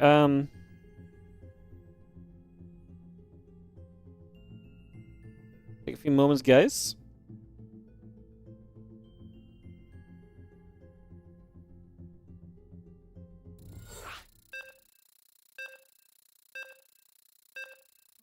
As we are gonna go and kick this off, so we're gonna get this running into Ancient Cistern here in the next couple of moments and get this one started. So we're going to get this going on Ancient Cistern. Let's see what we're going to do. What are you matching the probe uniform? Yeah. Probe outfit on because I'm yellow. I like it. Alright. Can Spirit go to a 4-map win streak of his own? Trying to make sure that does not happen is the blue Zerg in the bottom left corner. It is a Mixu. And he takes on the red Terran. In the top right corner of the map, we have ourselves Spirit. Last week that Mixu played that crazy ZVT that just wasn't quite good enough in the end. Mixu played Young Yakov last week. Who did Mixu play recently where he didn't quite win the game, but he played it very competitively? It wasn't against Bjorn, was it? It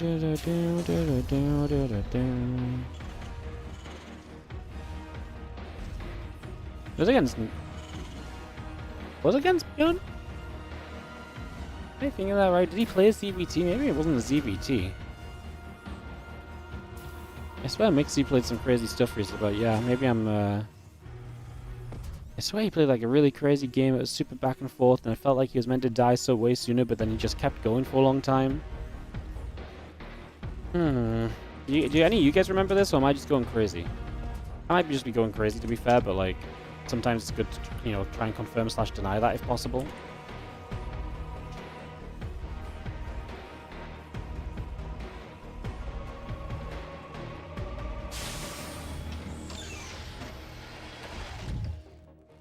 Yeah, I'm not sure. Here I'm thinking of way back.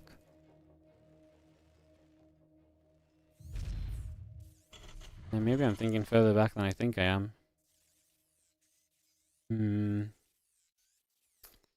Alright, Reaper coming through, getting moving as we take a couple of moments here initially.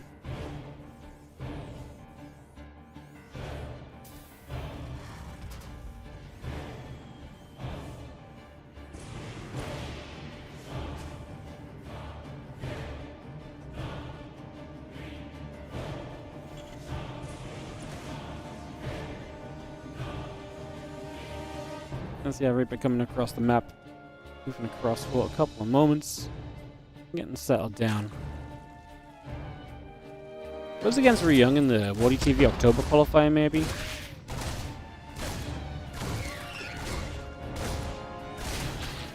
Maybe it was 2 weeks ago in King of the Hill, actually.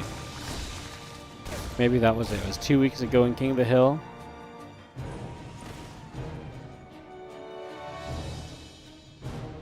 On Ancient Cistern, yeah, because I was pretty sure it was this map. Yeah, I'm pretty sure this was it. Look at Wikipedia having a link to my own YouTube VOD. Yeah, like it was super crazy, and Mixie like felt dead, but he kept himself alive for a long time because he was like really far ahead in upgrades. Yeah, okay, I'm not going crazy. Yeah, it was this map as well. I remembered it being this map. I'm just like, it must have been an OSC event, but yeah, it was against Spirit a couple of weeks ago. Oh, that's cool. Cool. Awesome.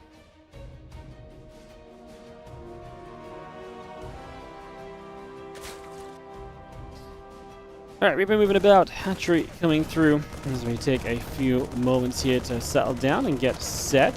Seeing what's going on. The Link Speed and a couple of Queens are coming in. The Marine gonna get in there for a couple of moments as well. Just getting some damage done. Nothing too crazy just yet.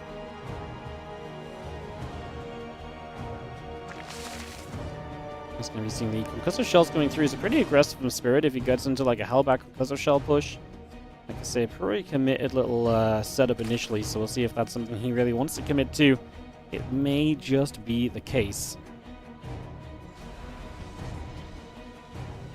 As we have the couple of Hellions coming about, so we're just going to see that coming straight in. And yeah, the couple of drones coming through as well. Getting that underway. And the Hellions are producing as well. The Armory is going to start. The Viking will push back and kill the Overlord. So Mixu has to be ready for this. Otherwise, you will take a lot of damage very quickly. Bane Nest coming up along with a couple of Overlords. The drone on the way in as well. Just going to see the Medevac Hellion Marauder coming online. The Armory is halfway done.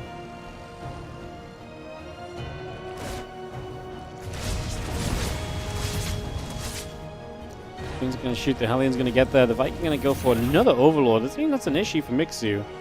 He's just drone. If he's supply blocked when he needs to be building units, it's trouble. He's getting a Baneling Nest, but I mean, he's getting a Spine Crawler as well, so he's getting some of the right things up. But this attack's about to hit hard. 3 Marauders, a bunch of Hellbats, and there are like 5 Lings on the map currently. There's about to be 16 more Lings, but we will not have any Banelings ready. The Spine Crawler is not finished just yet either. And here come the Marauders with that slowing ability, of course, is a big deal. We need to get that Marauder away, just letting that be way too far forward, letting it tank the Lings instead of the Hellbats. That's one Marauder down very early here. I would not mind seeing the Marauders try to right-click the Spine Crawler. Right now we're just going after as many Queens as possible. If that Spine Crawler finishes, it's going to add a lot of damage to this. Viking lands as well. Queens will be chased up top. If they run top, though, they're going to be running away from the Spine. I still say this has been pretty good for Spirit. He killed a lot of stuff. It's a committed attack, though. 2k and 1k resources lost pretty much here, so Spirit about twice as efficient thus far. And he's not really done yet either. The problem is, as you're losing Queens specifically, you're losing units that are meant to give you safety. They're meant to give you the ability to kind of, you know, stay alive, and also they're your injects, they're your production. So the major issue is Spirit is still not cleaned up as well. So these units still here, and Concussive Shell is doing its work. Man, imagine that first Marauder hadn't just given itself up to Lings either. This could have gone even better, which is wild because it's been so good. The Banshee follow-up's also nasty when you consider that he's been killing the Queen so consistently, because then you're not going to have the damage output in the skies. I think we did build a Spore, and there's a Spore right here now showing up. If we get rid of these few Lings, we might be able to fight that a little bit. Spore didn't even begin to burrow. What are we doing, Spirit? What's the decision? Gonna get the Banshee around the side. Does now have Cloak, so it can cloak up and go where the Spore Crawler is not, which is going to be into this mineral line. Drones begin to drop. Mixu has taken way too long to clean this up. I mean, this has been a scrambling defense for an extended period of time. It's not been super inefficient the last few moments, but the main problem is just that it's taken this long at all, really. And the Banshee gets a few more shots off on the Queens. Drone's still coming up. Hydrogen about to complete 1-1 upgrades. And that Stimpack building through as well. A couple barracks continuing to build in. Just take a little bit of time here as we see the Ling's going to get back up toward the upper right-hand side. Stim, 1-1, all coming through. Just going to get the drones and the Queens building up. The Carapace coming over for the moment as well.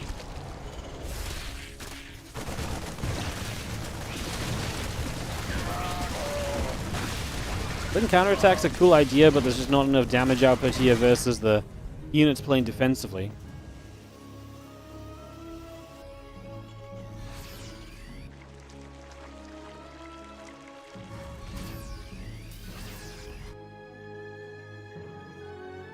Any more Lings on the way. Melee upgrades coming up. Spirit's starting to take that supply lead. It's looking good in that regard. Stim about to be done. 1-1 upgrades as well. That's going to be where he really kicks off into starting to be a little bit more aggressive in this game, you would imagine. So, kind of getting toward that point right now. As a couple hatches continue through. Spore Crawler on the way. The Banshees will get in after the few extra drones. More workers going down already. The Queen stepping across, going after the Banshees as well. Try and deal some damage.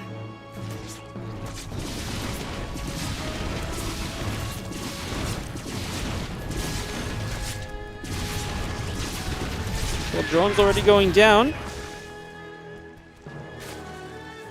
There's 12 workers killed, which is just going to keep Mixu in the status of building workers and not setting up truly for these attacks that are on their way across from Spirit right now, looking to get aggressive. Here we go, a couple of creep teamers starting to go down, so just going to get our Marines the chance to move straight through with this. 2-2 upgrades, combat shield, siege tanks all in production. We have got ourselves Marines going to stim to the right-hand side where we get rid of a bunch of creep as well. And the Marines can just load into the medevac and back away for the moment. Just run back to these tanks. There's a couple already set up. Taking a little while to get set, actually. A lot of units in the medevac as well. Need to unload. Chasing these Hydras would actually be very good if all the Marines were out. We do start to unload them now as we lost one siege tank, but the other two still alive, so we're still pretty strong here. And Spirit steps up. He's clumped on this ramp, though. Needs to get back and away. Splitting. The Banes rolling into the tank is not going to be it. And now there's just no splash damage, right? I don't think we've got extra Banelings started already. Spirit's going to respect this heavily and just pull back a little. Bane's got another creep tumor. There are a few Banes that have now morphed, so a handful of splash damaging units available. But yeah, I mean, we're down 30 supply here as Mixu. Spirit, with that first bit of aggression, got the ball rolling and has kept the ball in his court. And he's looking to go for his own 4-0 streak right now. This being our halfway point of the day as well, right? Match 8, 7 matches before, 7 matches after. Spirit going to be 4-0 as the current king, looking to be dethroned. As some Bane Hydra shows up, a couple Queens are going to begin taking shots. Zergling's still going down. I mean, these tanks could probably step forward a bit more aggressively if they want to as well. I think Spirit's playing fairly safely overall. Like, he's not overcommitting into this or anything crazy. He's being very safe, steady, and calm. As we are going to see the Banes now coming through. Hydra's chasing, but it's just unrealistic, man. We have so many more Marines than there are Banelings connecting. And this time, Spirit's not going to respect the army. He knows the Banes just started morphing. So he's just going to run forward. GG says Mixu. And so far, nobody is stopping this man Spirit. GG Spirit takes the 4 in a row and will be still king at the halfway marker of King of the Hill 229 from OSC. Another challenger coming soon. We'll see who it's going to be, but yeah, Spirit's kind of beast moding right now. Obviously took down Shin in kind of beast mode territory, and then just bam, let Alex gone. Bam, Night Phoenix gone. Bam, Mixu gone. Quick games back to back pretty much, and Spirit has not really been touched just yet, so see what the next challenger brings and who it's going to be very shortly. I don't really want to run ads. It depends how long we're going to take to get set up here, maybe, but... Oh, not long at all. Leyline's getting hosted already, so it's going to be Christiana, the challenger. So we're going to see Christiana coming out for some PvT. As we again try to stop Spirit dead in his tracks. I feel like Christiana tried to stop Spirit last week. No, Spirit didn't play last week, so I'm thinking of 2 weeks ago. Again. Christiana lost to Spirit 2 weeks ago. That was on Leylines. This is on Leylines. Shock horror, the same challenger, same matchup, picks the same map. Alright, away we go into Leylines then, guys, and let's get this going for game number 9 on the day. We really have just sped through the last 4 maps, so it's been pretty quick. Like I say, in map 9 now, we do 15 in total. Let's see if Spirit can stay king, or if 4 wins is going to be the unlucky number for the day, because that's when Shin lost. Will it be when Spirit loses too? I swear Spirit changes his color every single time we load into a different game. He picks something different. And like, orange isn't something you get defaulted to either, so like, he's specifically changing it. Oh, yeah. Oh, that's really an issue. Orange versus blue could be worse. As in the top right, the blue Protoss player will be Christiana, the challenger. In the bottom left, our red, sorry, not red, our orange Terran player will be Spirit.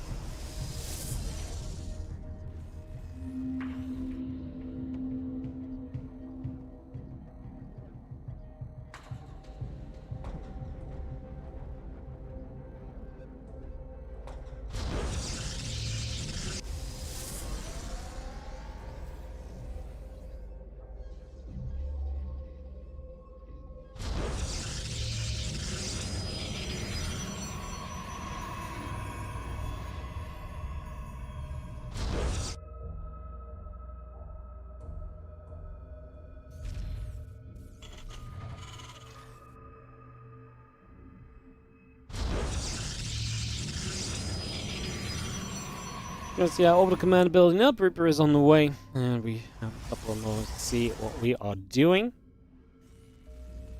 Nexus and the Cybercore building up. Just going to be seeing the pylon coming over. And the CC already down. Factory producing for the moment.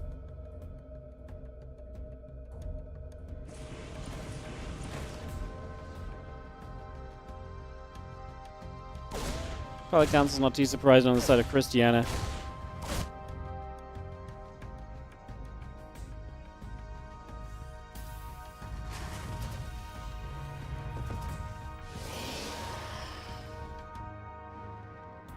Just gonna be having the Reaper sat on the high ground, chilling out for a couple moments.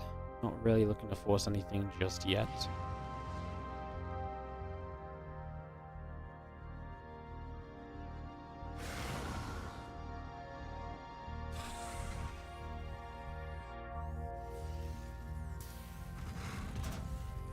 Blink coming through, Warp Gate coming about, a couple of probes are on the way over. Let's just see the starport and the orbital command coming. The Hellions are on the way through as well.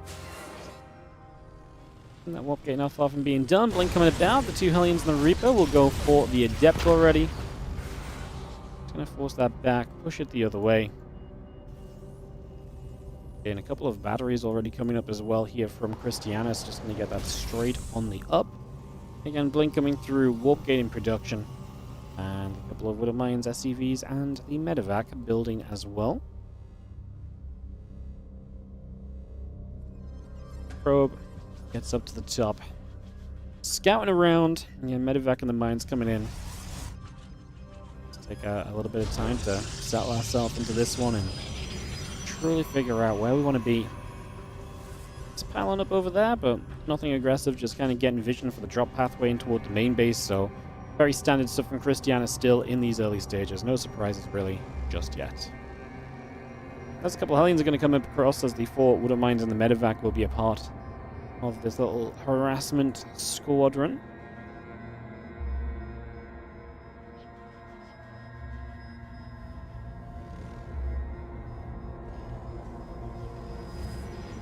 More Stalker coming in. The Widow Mine's going to get ready to unload, and then we go. Mineral Line going to get shot at. One Hellion pulling back just about alive. We actually lose 3 workers to the initial mine there, and then there's going to be the mine drop in the main base as well. 6 probes now lost from Christiana, and that mine not dealt with will be, what, 1 probe? If Spirit's not watching, but he's going to go and relocate it.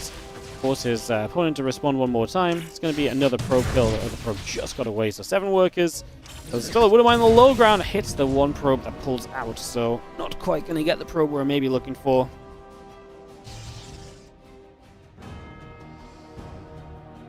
Refinery's coming about. Barracks on the way.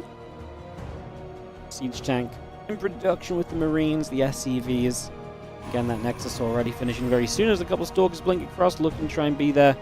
Shut down that Medevac as the Liberator comes around the top as well. Forge will begin to build from Christiana. Robo Bay in production. 3 additional probes going about. That Liberator siege is on top of the mineral line, so a few probes already beginning to go down. A couple more Stalkers will warp in. Just going to get there and jump straight toward the Liberator. It's going to knock away at that.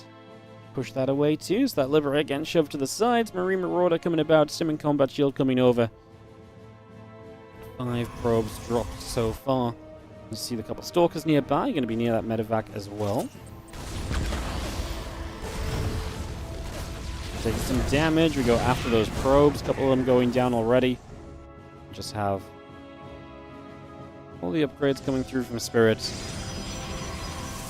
Christiana's supply already not looking super pretty. Equal worker count as he's been bullied a little bit in the early stages here, realistically. Again, +1 in charge coming up. The gates and the probes coming by. And our siege tank taking a couple of nibbles. The Stalkers do get pushed back the other direction, so the tank's going to be there to say, "Nuh-uh, you go over there." I'm going to shut that down very nicely for now.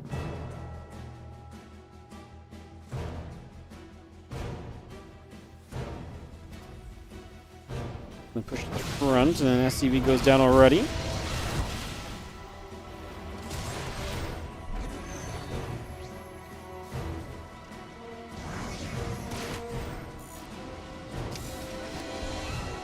Few workers going down on both sides again. Just going to see the combat shield and the +1 coming about.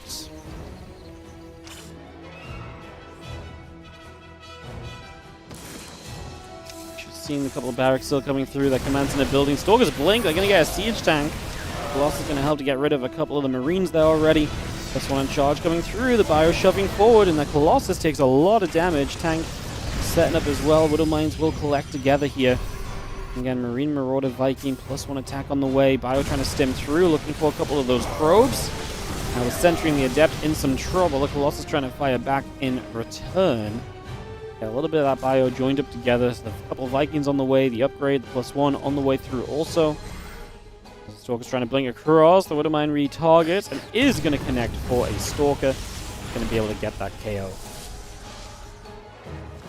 Lots of units continue to drop on by as Widow Mine goes for a couple more probes as well. Stalkers get there. Widow Mine goes down. We do have our Colossus in production on the Robo facility. +2 attack upgrade on the way in as well. But I do not love Christiana's supply. Down 30 army. Worker count still very even. Spirit already preemptively getting the Viking count up as the Colossus are on the way. Feels really like we've got Spirit in the driver's seat right now of this game here on ley lines.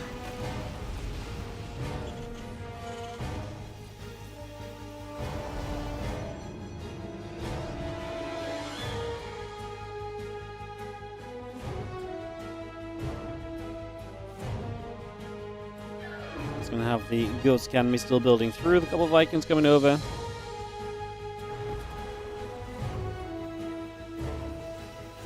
Disruptors and the +2 attack coming up. The Zealots going to try and charge onto that bunker, which will finish up there. Bio going to stim. Going to go after the Zealots. Going to get rid of one. Looking to get rid of two. And eventually will not get it.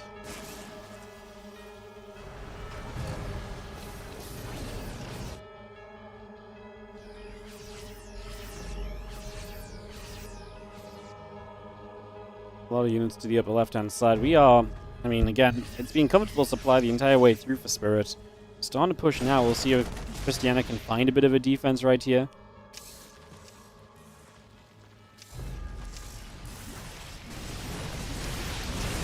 Jumping in, Bio going to fire. A couple of Widow Mine shots going off immediately as well. Just going to be seeing this fight starting to take place. Disruptor shots, it's really nothing.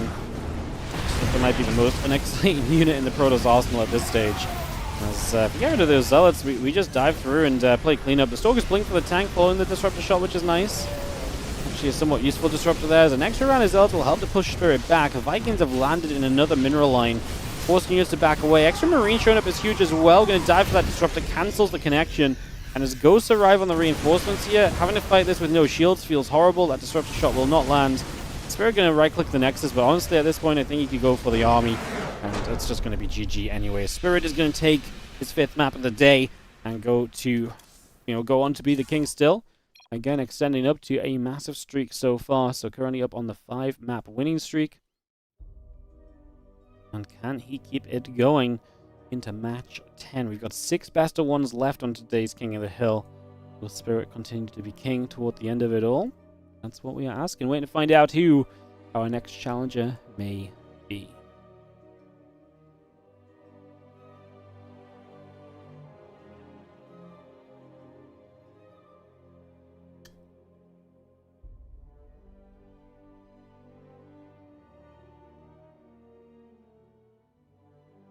Waiting to see who comes up to challenge Spirit next.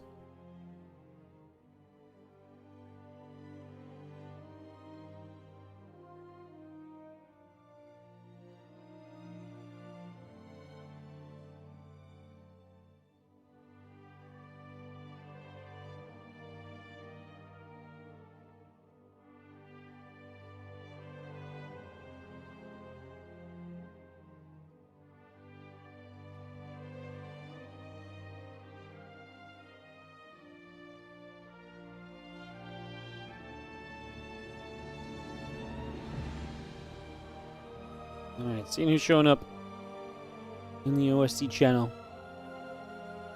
Just saw Mana join the channel. Don't know if he just came out of game and he was already in here, or if he's joining us because he's going to be participating. Nope, he used up a ladder game, so it's not Mana.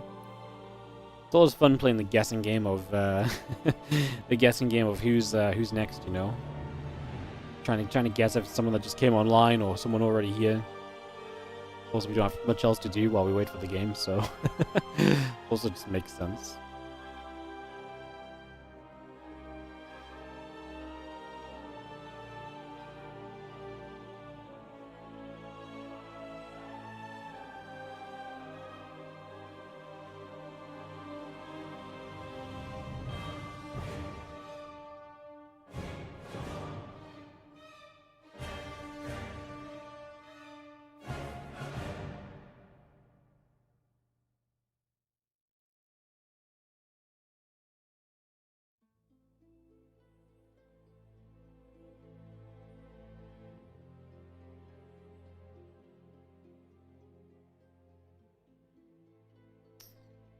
Alright guys, lobby comes up. Who is it going to be? I've not seen anyone yet. Oh, it's going to be Demi.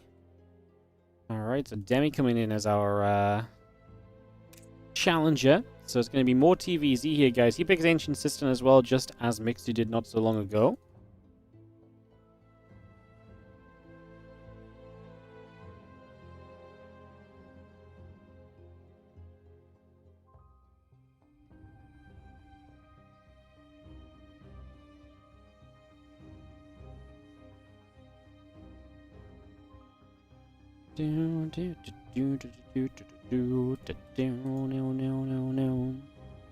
Waiting for Spirit to kick off the game. His opponent's ready, and as I said, he clicks that button. It's going to be Spirit Demi for match 10 to take us 2/3 of the way through this evening in the King of the Hill. I'd say Demi's definitely an underdog to try and knock Spirit down, but we'll see if he tries to come up with something. Spirit on a 5-map winning streak. Again, just on an absolute roll right here. He's already dispatched of 1 Zerg on Ancient Cistern as well, and I'd say, Demi has not been around as much lately. I think he's maybe returned more recently with the patch or so. So I would say he's a bit less practiced than Mixu, so I would give the benefit of the doubt to Mixu if I was to kind of compare the two. Which means that I think it's going to be tough for Demi in this one. But let's see. The Spirit has 5 in a row. He's the orange Terran top right. Red Zerg bottom left is Demi. As we get into game and see if he can pull off the upset. See if he has something crazy planned to try and help us get there as well. As we'll see what happens.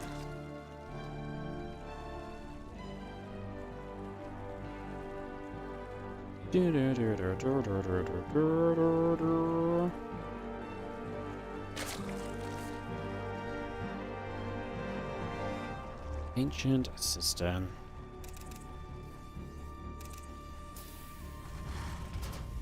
I think we see Cloak Banshee. I think Spirit's going to play safe. I think he's going to play... Yeah, I think Cloak Banshee's a great call. Something that just gives him safety and control early. I don't think there's anything else he realistically needs in this scenario, right? So I think that's an absolutely...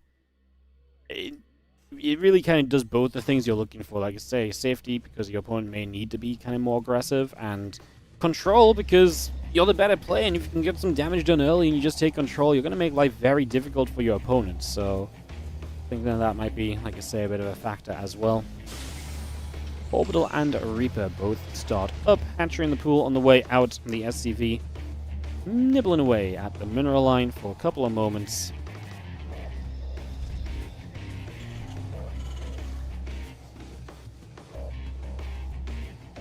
Obviously, Banshee's pretty standard choice anyway in TVZ, but I'd be more surprised if Spirit, like, Marauder Hellbatted here than something more traditional, just because, Marauder Hellbat opens the door to your opponent just having a great response and maybe even just opens the counterattack up to lose the game, so, yeah. Possibilities for sure. Factory going to come up, just going to have that marine building commence into coming through. Factory going to move across. That underway, link speed in production. As we just take a little bit of time here initially, Reaper is going to go toward the main base, stepping straight through for the moment.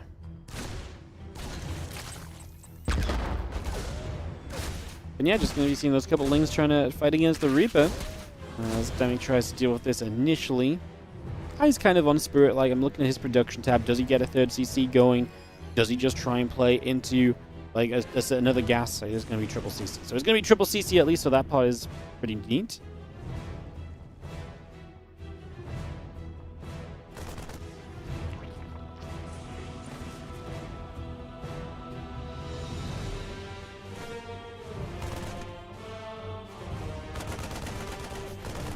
Right.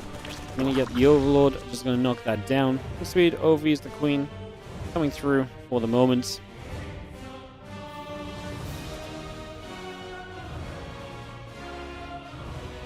Can stop what we build. CC coming up. Hellions and the Marine coming by. We're just going to drop a little bit of creep down as well. It's just going to get that going. As the starport will finish soon.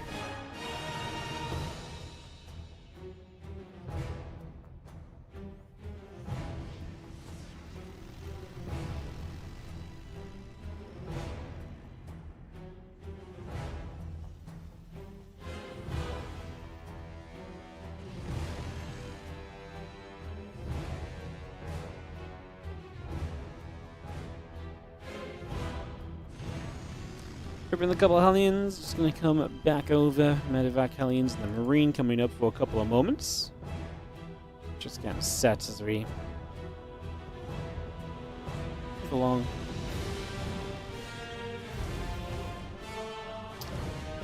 Armory going to be on the way, so we're just going to Hellbat it up again here as Spirit. Not as committed to Hellbat attack as before. Obviously, no Marauders or a concussive shell investment. And also the armory going to mean that, also this all in the back of the triple CC, so the armory is going to mean that yes, you want to do some damage, but you're not kind of doomed if you don't do a lot of damage here. You have a good, strong eco behind it, so...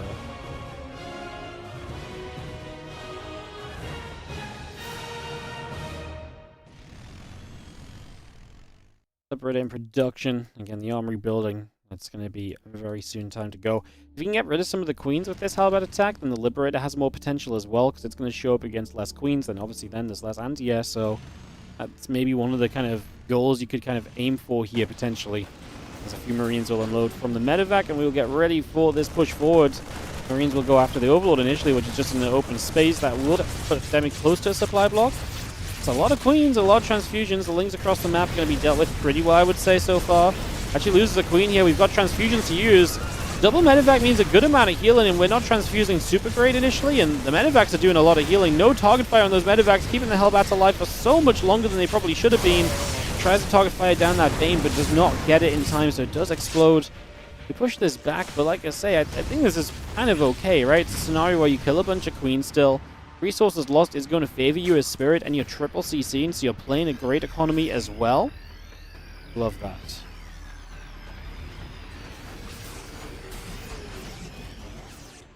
Aliens morphing the Hellbats. We're actually going to go for round 2, which...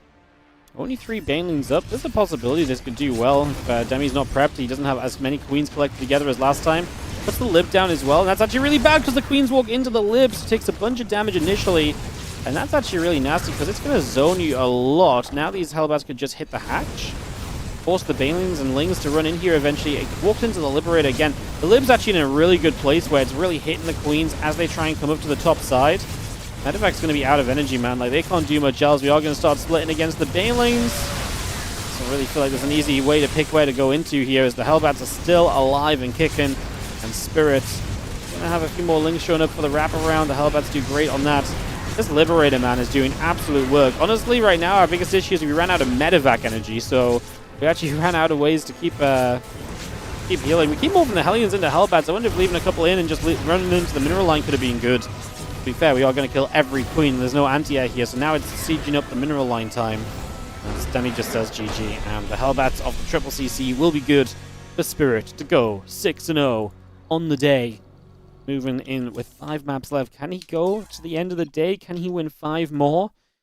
Do you think he's... And not all the players he's played against have been easy opponents. I mean, Shin's definitely a highlight. Christiana as well. He's played a lot of players he's favored against. It'll be interesting to see if we get a little bit of a stronger challenger, maybe. Someone that we would maybe say is maybe even favored against Spirit. I'd say that last time that happened was probably the first game he won where he absolutely dominated Shin. So, we shall see, because we've got 5 maps left to play. Looks like we might be server hopping. It's Percival up next with some TVT. We're going to swap on over there and get that underway. So I'm going to jump on to NA and get ready for Terran on Terran action. Percival versus Spirit. Percival's been really good lately. His TVTs look solid, so could absolutely be a chance to spin this around and go the other direction. So yeah, there's definitely some chances here for things to look differently as we get this rolling.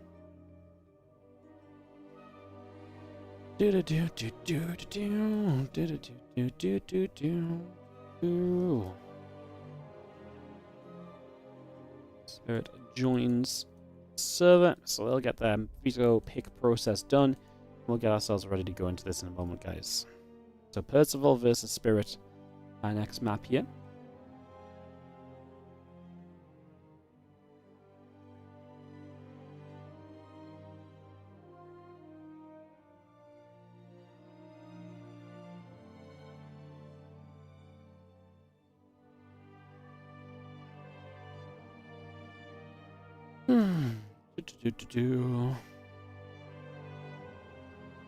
Ready to party.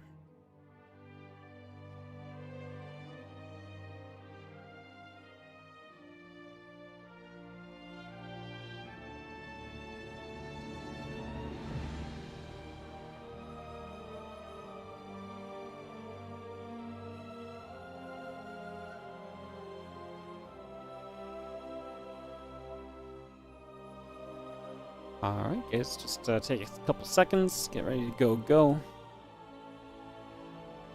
Isis Spirit. Drop the map pool in. Vito's Maganatha. And will be Percival's map pick.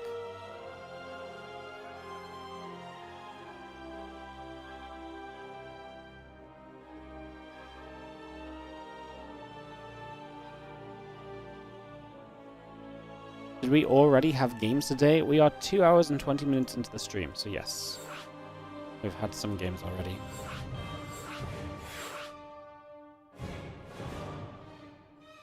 This is ready. Waiting for Spirit. And we should be able to go. Oh, no, no, no. We need Indy.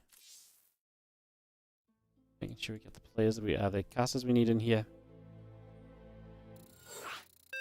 And we can go into Pylon.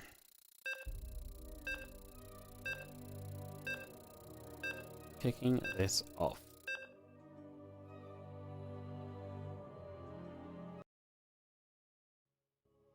Alright, let's go. Pylon it is. Battle begins.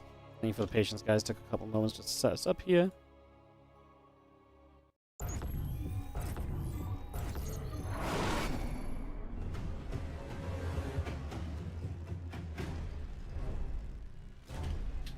As we have in the bottom right hand side, looking to stop the crazy win streak of the other Terran player. It is going to be Percival in the bottom right as the blue Terran, taking on Spirit, the red Terran.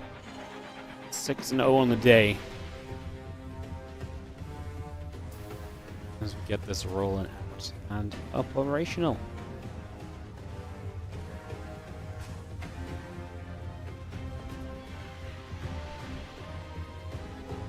I actually think Percival has a pretty good chance of ending the run here.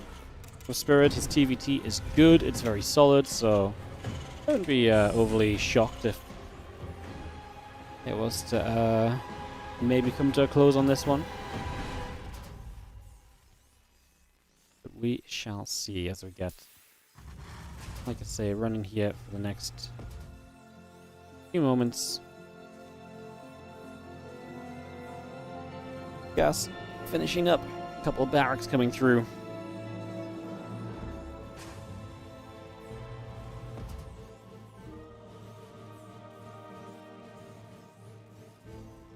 Why is Spirit so good at these King of the Hill events? I think Spirit's very good in the best of one matchup, actually. Like, Spirit's a very good all-round player where he can kind of do a bit of anything. He can play a solid game. I think Spirit's actually very good on map picks of his own, so if he comes in defeating like someone established on his own map pick can be very solid, and then I think he's well suited to a best of one. Like he can actually mix it up a lot. He doesn't just sit back and macro and do nothing nowadays a whole bunch or anything, you know. I think in general he's a pretty active player. So he's just one of the I think Spirit is also one of those guys who can be at that level where he's solid enough that he will trade with guys who are better than him, but is very consistent against the guys that are worse than him, you know?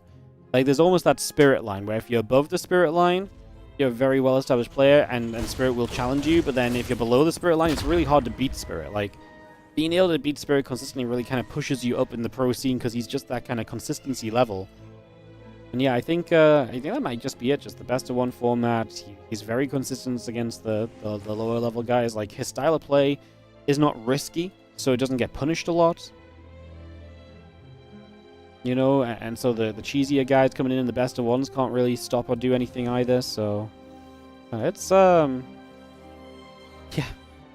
it's interesting for sure. A bit of damage done there as the Reapers get turned around. Push the other way for a few moments, just getting turned the other direction. It gets settled into place. Stopper coming up, orbital command coming in, the Reapers hop to the high ground, and drop a grenade, hit some Marines, and she gets a kill there, so Percival able to succeed with the two Reapers, as now the Hellion shows up as well. The Reapers will of course regenerate some HP here. Get that on the go in the next few moments. Get back on track.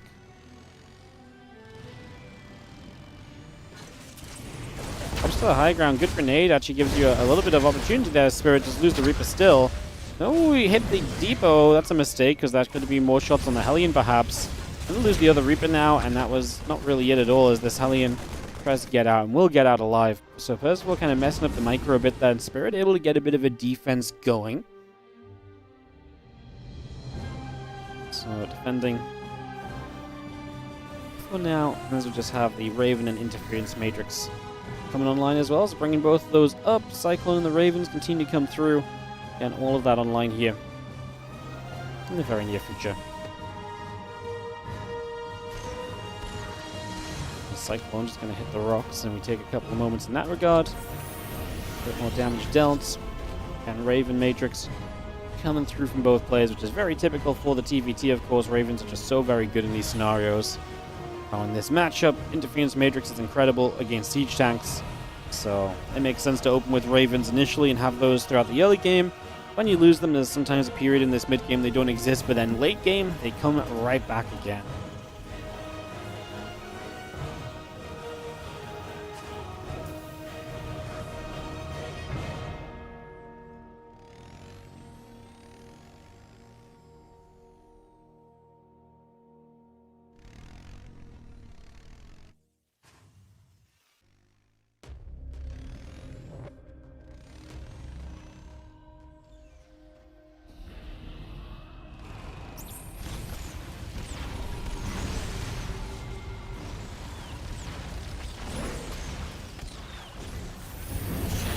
Let's see the Cyclones the heli in. Gonna go fighting for a little bit. So you see the stim coming through, a couple of Vikings on the way up. So we are looking to take air control early here as Percival. With those Vikings, having that contesting early means he'll not only be on the medevacs, he's going to be much later to the stim, so he's playing a bit of a heavy attack army initially. So we'll see if that's something that works for him or not, as the Cyclones will lock on. Bunker taking some damage.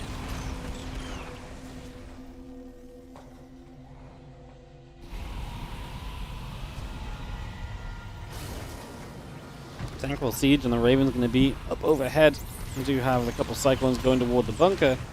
Let's just see that bunker taking some shots. So the Cyclone's able to get locked on.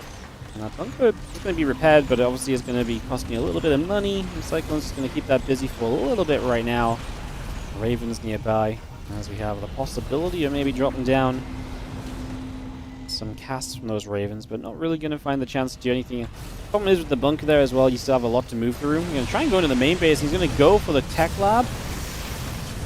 It's combat shield. It does go down, but combat shield was not very far along as the less important upgrade you'd typically say. Like, obviously you want it, but yeah, it could have been much worse there. So it wasn't like it was close to finishing either. So we lose maybe like 40 seconds on combat shield, but that's better than losing like a minute and a half on it further down the line. So that was a lot of Raven energy expended. Like, if you're spending your Raven energy on that, like, I think I'm okay for it. I'm okay with that, actually, as Spirit. Like, I'm okay if that's what his opponent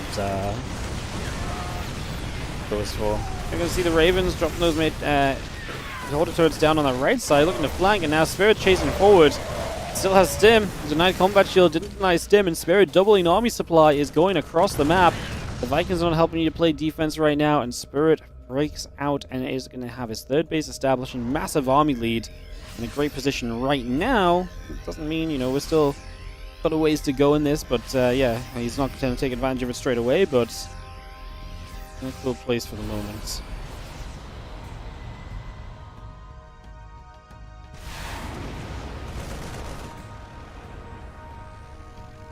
Viking Raven coming about.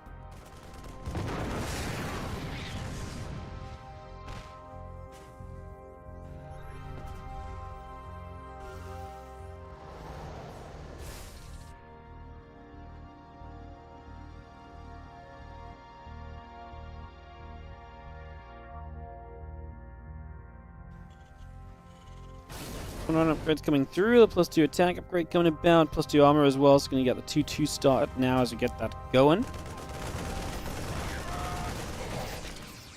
to see the bio and the tank pulling back over in that kind of direction, just going to move over there. Just going to see a few Marines unloading in the background, just going to drop off for a couple of seconds. Upgrades continuing through. It's Bioforce. I mean, just in trouble. The Vikings landing will be nice, but the drop in the main base as well. Tank in the natural. Spirit is all over Percival, and we're probably going to... Well, are we going to get cleaned up here? The tank gets freed. We're not even going to win that fight with the Vikings. Spirit goes to 7 in a row.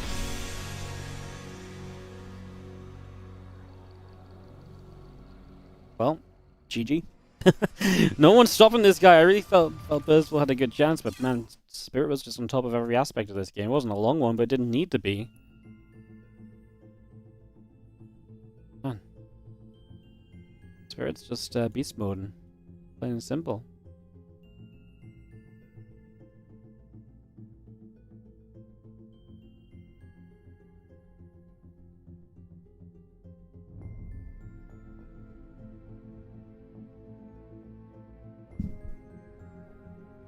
Some of these should be 2 versus Spirit. Yeah, you think that would be fair?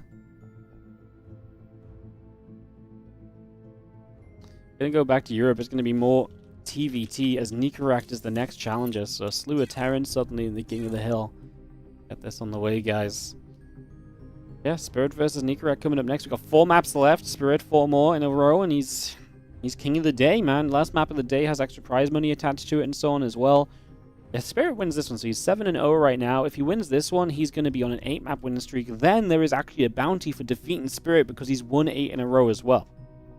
So things are on the verge of getting more lucrative here as we're going to go to ley lines again for this game. As we just need Indy and we are away. No breaking for these guys. They are ready to party. Just need Spirit to join the lobby actually. So that's also important. Waiting for Spirit to join us here for this TVT.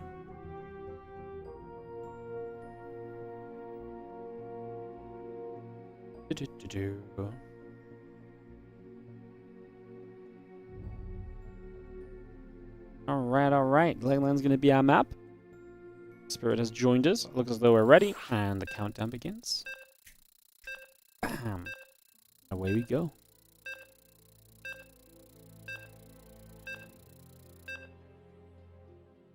My counterattack was a slaughter. I love that he hit the 3rd natural in main.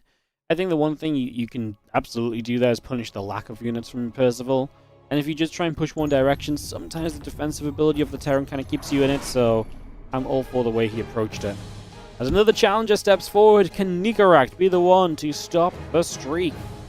Here's the red Terran top right, trying to stop the 7 maps in a row of Spirit.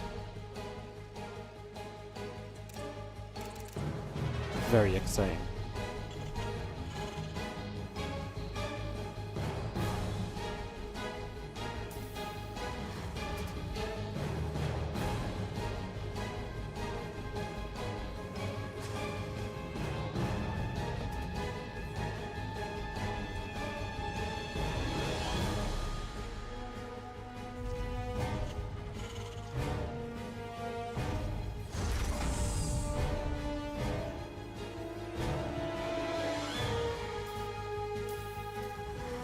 Couple SCVs on the way.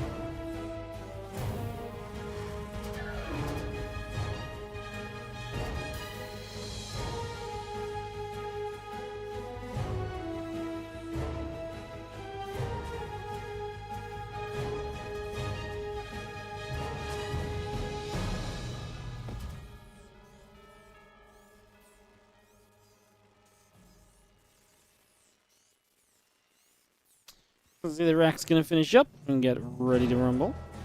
Gonna be seeing the orbital on the way through, Reaper on the way, both players.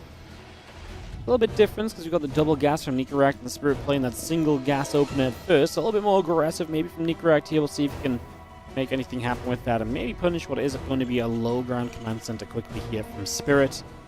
Getting that on the way.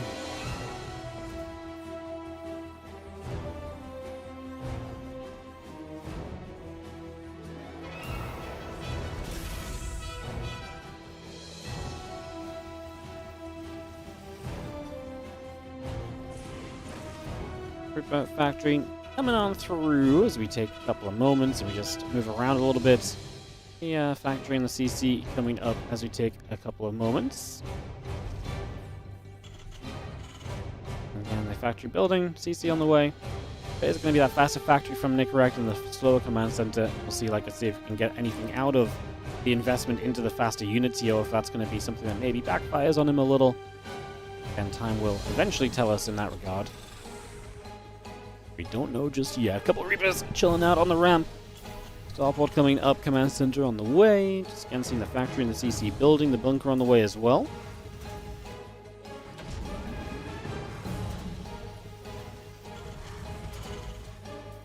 We need a Spirit versus Spirit match. Yeah, maybe Spirit's the only guy that can consistently stop Spirit in the King of the Hill. Spirit's right hand versus left hand. Go!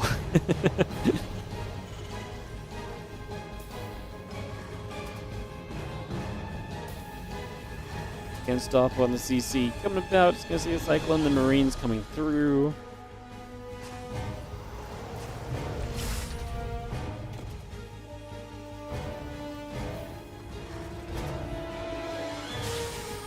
have ourselves the Orbital Command coming about, the Cyclone coming over as well. Just going to be seeing the starport satellite in. Tech Lab going to build on that starport as well. Just going to get that one ready to go. Just have ourselves, again, a couple of Marines coming through, Raven in production. Units gathering down the low ground, a couple of Marines gather up.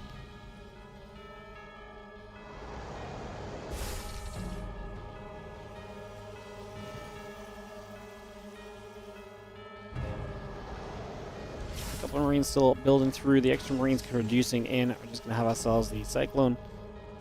Going to give you a bit of mobility on the aggression as well. Spirit going straight into the siege tanks, so we'll have a bit more of a defensive setup here initially.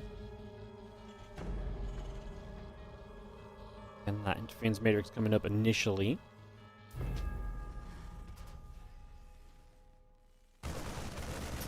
Fallen Rain's going to nibble at the rocks. Again, matrix coming through. The Raven, again, building on both sides, so just going to keep that count going. Again, this part is not really too surprising at all just yet. Everything is really looking kind of as you'd expect it to for now. As the few units gather around and go up toward the top to see what will happen here.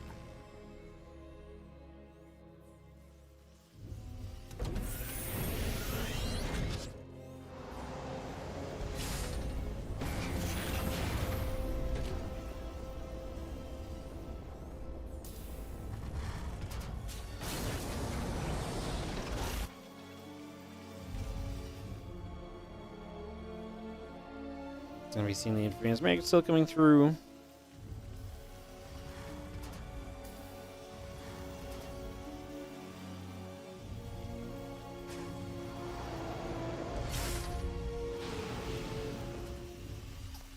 We'll just have ourselves the bunker again salvaged. We're at the point now where the bunker's not going to change too much. Both players have a decent amount of units on the map. It's 37 army supply from Spirit, so he actually has a lot of stuff.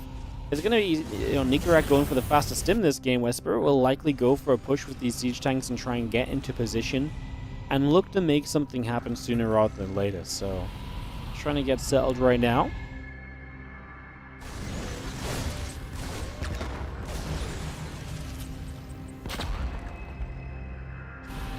Cyclone coming through, the Raven still overhead. We continue to move forward for the moment.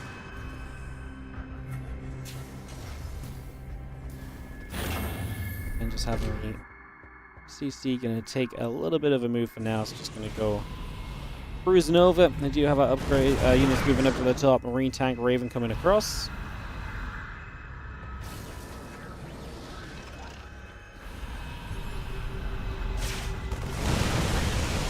Starts going down. Raven's taking some damage as well. Marines. I mean, I think this is good for Spirit because he's going to have the tanks left over at the end, but his tanks are not going to be sieged, but he could step away from this. I wonder if those SCVs really have to come in, going to try and split the tanks. The Cyclone's coming through. We have another auto turret. It's going to get both the Ravens. The tank goes down out of Nicarak. He only killed one tank eventually of Spirit in the end.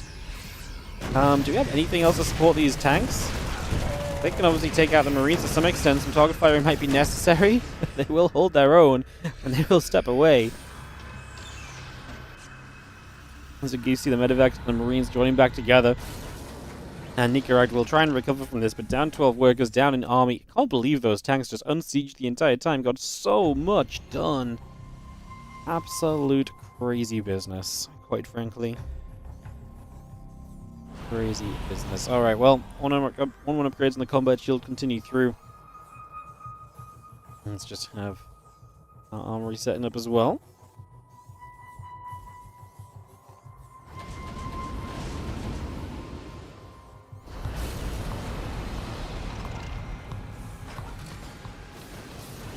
It's coming along the left side. A few Marines beginning to unload already. And she's going to push through as Nicarak tries for some damage, but tank is sieging.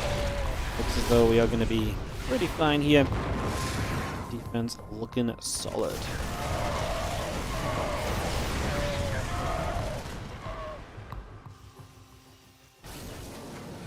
And combat shield finishing soon from Nicarak. Combat shield on the side, halfway done from Spirit. Armory on the way. Reactors going through, Depot's building. The army of Spirit getting towards the upper right-hand side as the units of Nicarak come through.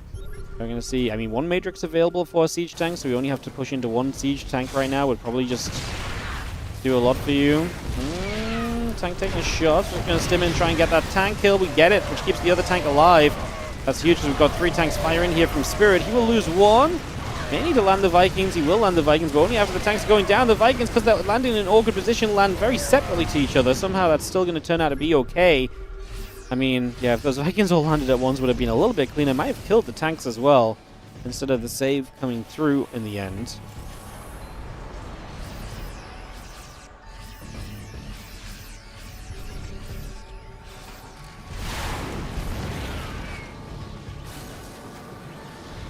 Vikings gathering, Marine tank moving.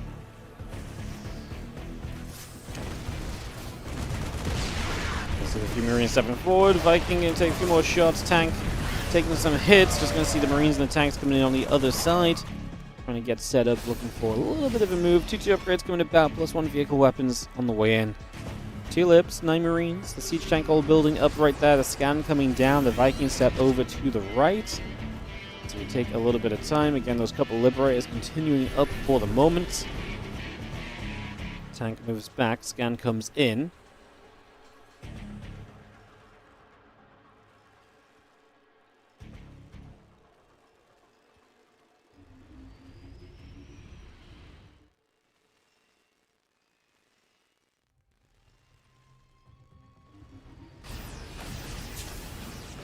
Marines. They're out on the right-hand side. Just going to be seeing the little kill right there. I mean, it's a nice drop, but Spirit is going to deflect quite easily. Still up 30 supply in this game, so most of that is in the army. The upwork count at least is pretty even. Upgrades are slightly favorable to Nicorette, but only by a little bit.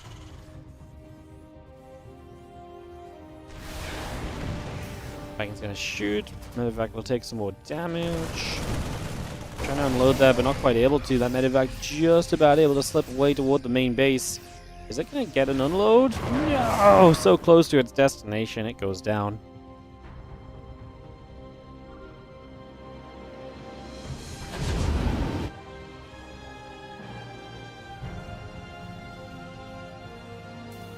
Medevac still boosts through the bottom side.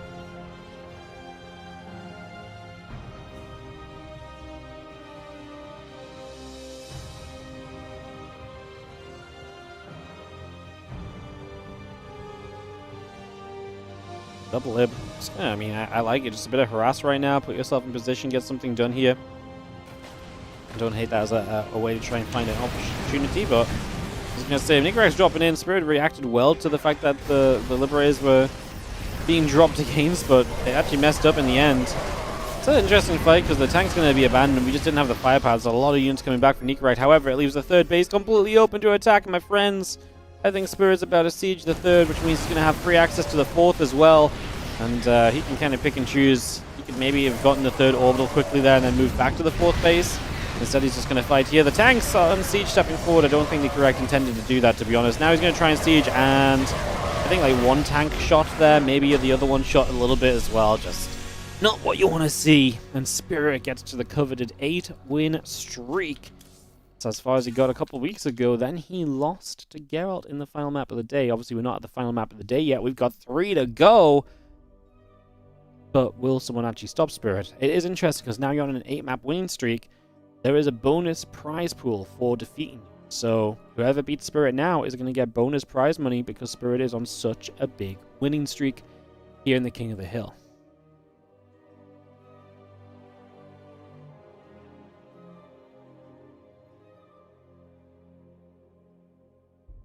Alright.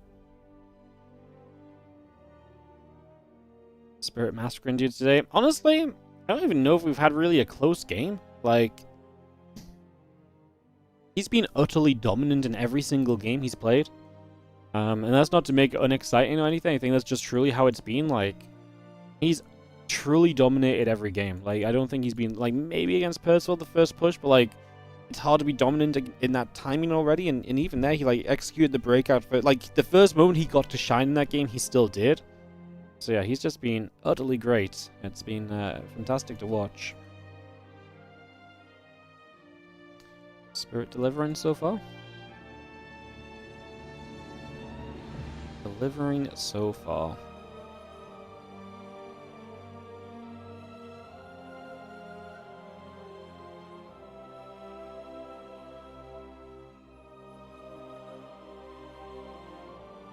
Opponent needs a 20-second head start. Yeah. Who's next? I would tell you if I knew. I would tell you if I knew. I don't know until they announce or host. So I see Yakov in the chat channel. I see Mana in the chat channel, but he's been in the chat channel all day, so like I say, not too sure just yet.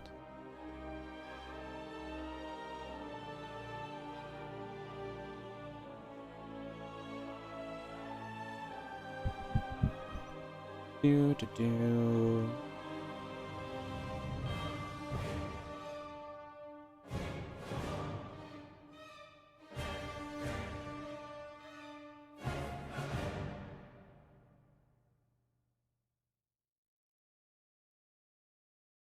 Persephone. It is going to be Yakov. Yakov's been playing well lately. I'd say he has a good chance, but Spirits just looked so good that I kind of doubt it. And there's not anything against Yakov. That's truly just because Spirit's been looking so good. So yeah, hard to really go against that, isn't it? Bum bum bum bum bum. Waiting for Spirit to ready up and we'll be off and away, guys. Will Bjorn playing this live? I don't know if Bjorn's playing today. After this, there's only 2 more maps, so it's possible, but I think he's still playing in the Crank Team League, so I only imagine it's going to happen if he finishes in the Crank Team League already. But yeah, I would not presume so off of nothing. So yeah, I would say probably not. Probably he doesn't play today, but maybe he finishes in time. Maybe they have a spot available for him to play. I don't know. Map 13 on the day, and now at the 8-map winning streak will be the Orange Terran player in the top left corner of Persephone. He's been very Hellbat heavy in the TVZs so far, but this is arguably a tougher opponent, so maybe he'll switch away from that to do something else. It is going to be Spirit. In the bottom left, it is going to be our Red Zerg Yakov.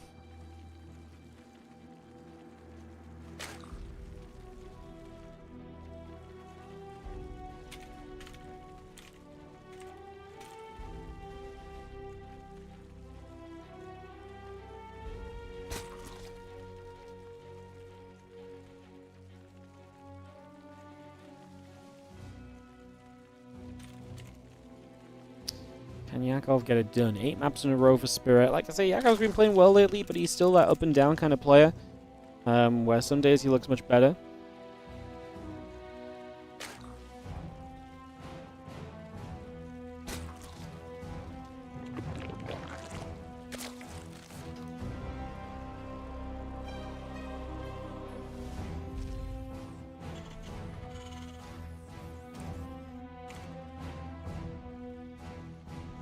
So you seen the barracks coming up? How does Spirit destroy Shin? Honestly, kind of mesmerizingly, like he just showed up 7.5 minutes with a 20 supply lead, nothing had happened, and the game ended. It was actually kind of crazy. Like Shin was in the replay after that game. I'm like, I get it, man.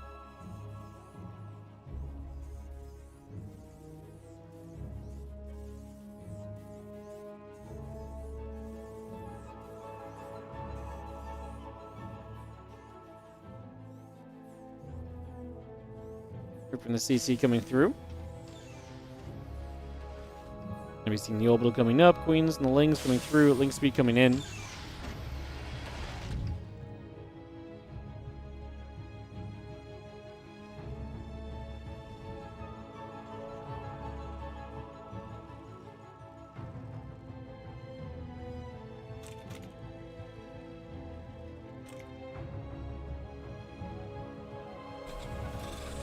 Rotron coming up, a Link speed producing, just gonna have ourselves the factory coming across, reactor coming through.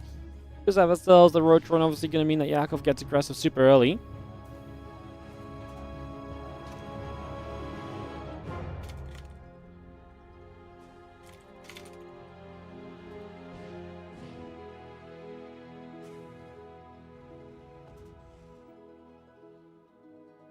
And CC coming about, Roach Link coming up, that Link speed gonna be a part of this as well.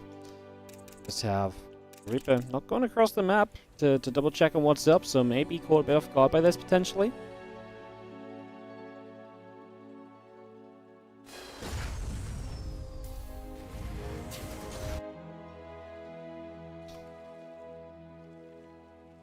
So Roaches, the Link speed about to finish, couple Overlords finishing up.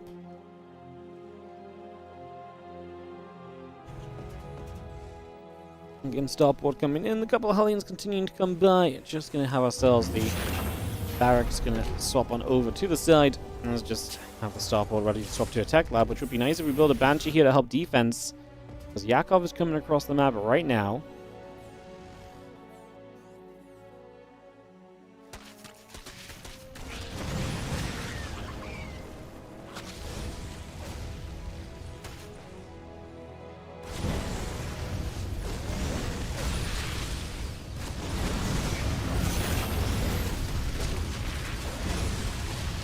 Roach coming up.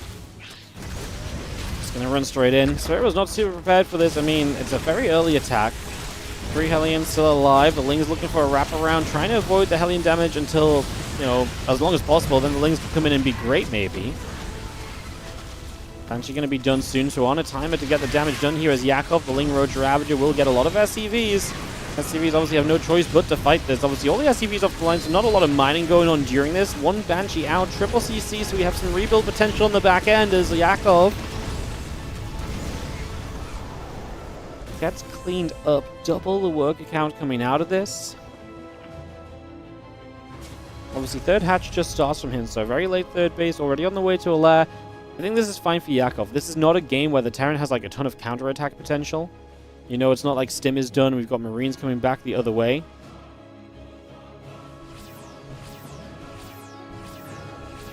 Heals up on the shrine there before the Hellions maybe try and push forward. If Yakov doesn't make any units, 3 Hellions can do something. I mean, I said no counterattack potential. That's not true if you build nothing.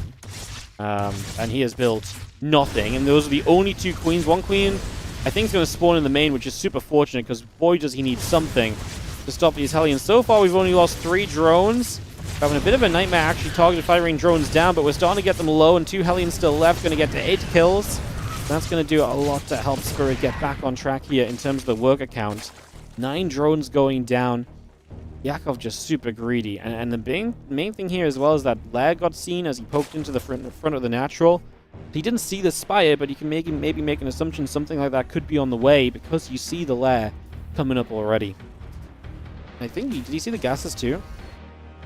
You see 4 gas early, man. Like, like we're not fooling anybody here, you know, Mr. Yakov. Spirit gets some drones with this Banshee as well, and we'll just fly over to the corner Spire building and engineering base and barracks on the way from Spirit as he preps up for the next stage of this game here.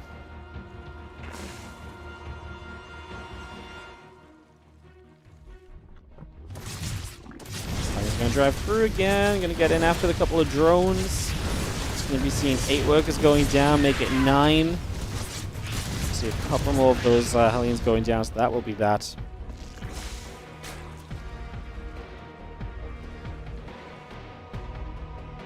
Now the Banshee came back in, man. Started off really well for Yakov, but he's done terribly when it comes to surviving. And the problem is now, like, you're taking so much damage. He's meant to be making mutants right now, but you're not. And, you know, Spirit was also, like, completely aware of the fact you were building a Spire, so missile turrets are already coming up. Banshee in the corner goes down to a Queen. The Lings are not allowed in for damage. Spirit has the missile turrets to help against the first mutants as they arrive. It's looking very good right now.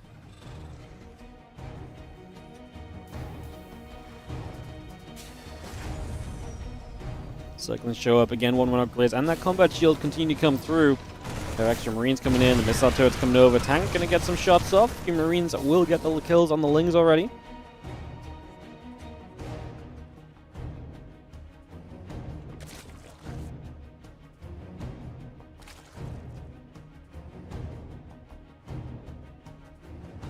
It's gonna be seen again, a couple of mutants going through, +1 flyer attack, the Bane speed coming up as well.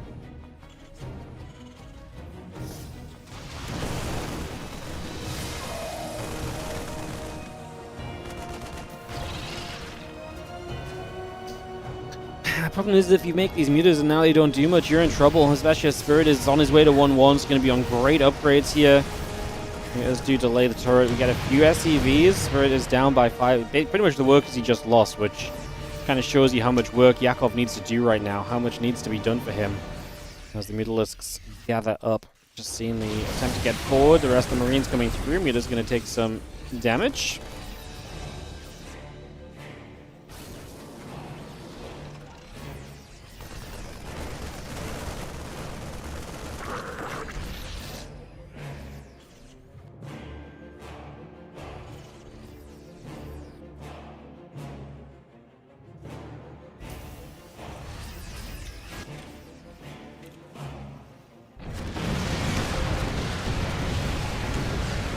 Is going to fly through into the main. Just going to be seeing the mutas going in after the starport. So you see the Marines going to unload there. Just going to help push the mutas back over the left-hand side.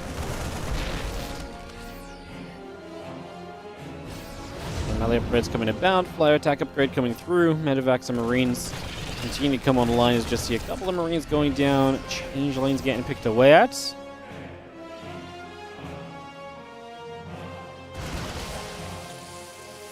There it is.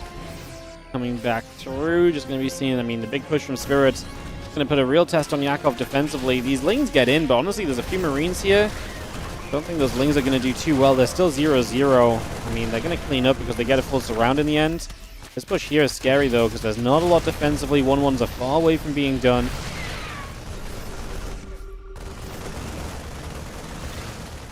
So you've seen the Marines continue to go. Hatchery taking some damage. Few shots coming about. Mutas and the melee upgrades continue to come around as well. Just bringing that straight over.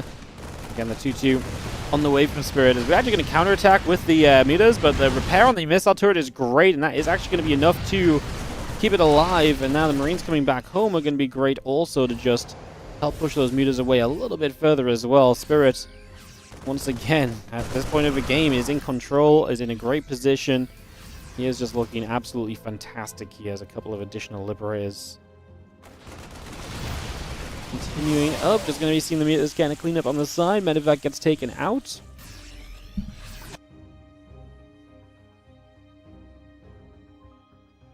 Mutas move up towards the top side, so they're going to get going. A couple of seconds here initially. Just going to be seeing the +2 melee, the +2 flyer attack coming in as well. Burrow is on the way through as we have the libs and the upgrades continuing by. The Thor in production. And the Marines will continue to trade with those Mutalisks. Medevac gets taken out. The Marines still stemming forward. Getting underneath those mutas for a little bit of time, so the mutas taking some more damage just for now.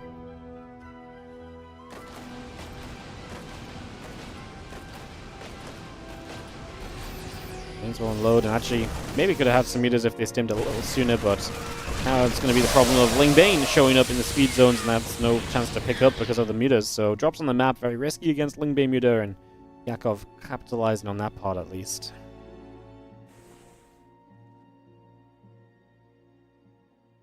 Mutas run to the upper left side, so making some moves.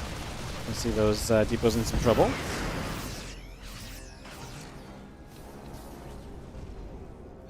Marines back to the left side. Muta still building. +2 flyer attack on the way up. We got the burrow coming through.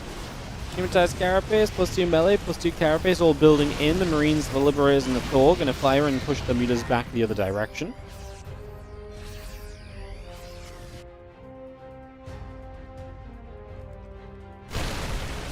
Marines get underneath those mutas, man. We can't be that reckless with the mutas right here. Not ideal. Just going to be seeing the Ling Bane going to run through. So bigger attack. Spirit's got a lot of units up in the main. The Thor shots from the main base doing nice. Obviously, he's positioned to stop the mutas from getting into the main and causing chaos. And he defends well on the third base for now as well. So defense is solid. But hey, Yakov is definitely keeping himself in this in a game where Spirit kind of was set up to maybe kind of shut Yakov's bases down and put himself in a great spot. Yakov has been able to draw us a bit further along still.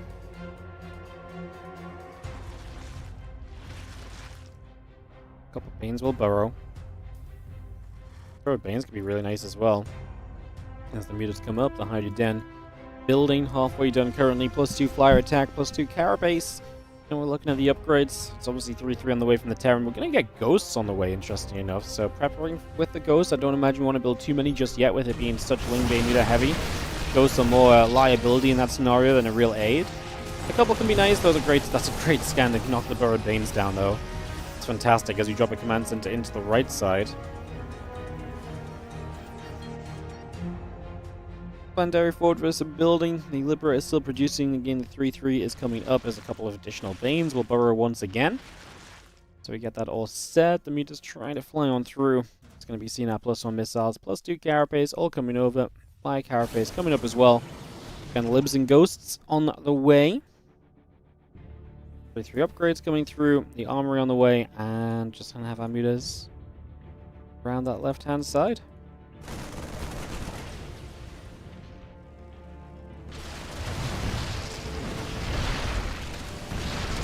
Using the Liberator as an anti against mutas is always so much fun. It's so satisfying as a Terran watching those mutas just melt.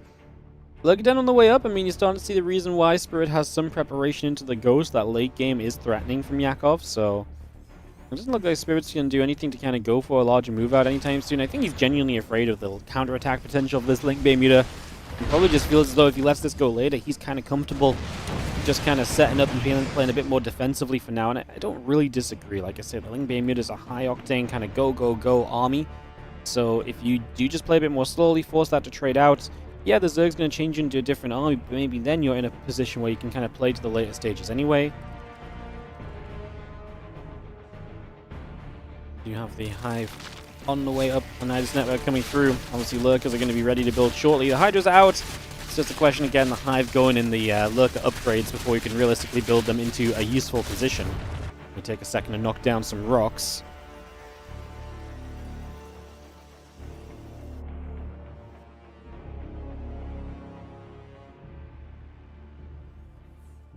You guys wanting to go for the dive through. Missile turret going to get jumped on.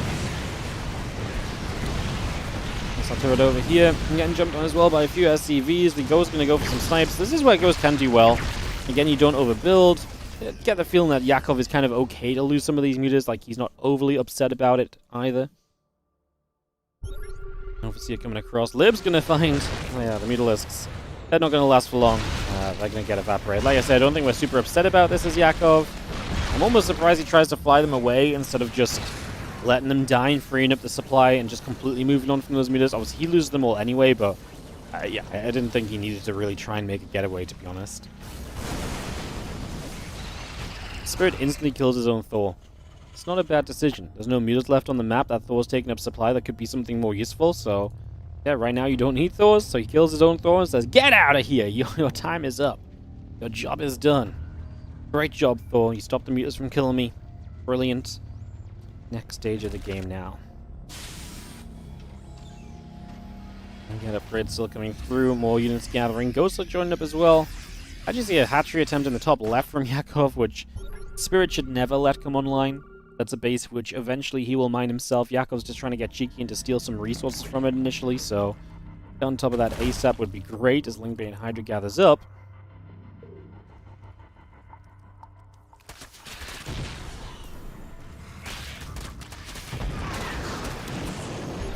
Liberator sieging, the bio pushing down, rest of the Lib setting up, good scan. Spirit is not walking across any of these burrowed Banes so far.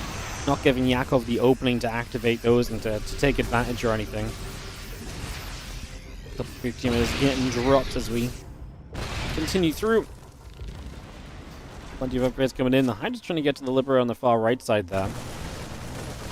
We'll get rid of this gold base as well. Any base you can stop Yakov from mining is generally going to be seen as a win for Spirit. 17 minutes in already here on this one. He's going to wrap around, going to get rid of those bio units. Changelings just stepping forward and being annoying as usual. Can I show resources lost? 11.5 to 16k favoring Spirit. Not super crazy. Obviously the efficiency is going to start kicking in here now, you'd expect from Spirit.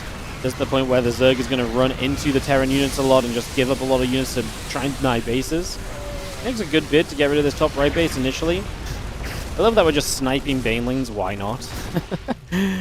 So a few snipes on Banelings there. I mean, that fight comes out as 13.5 to 19k. It's still not a bad fight, to be honest. Not bad at all for Yakov. He finds a good opportunity, gets some SCVs along the way, but plenty of money in the bank from both players. We're definitely in a drawn-out situation here right now for this game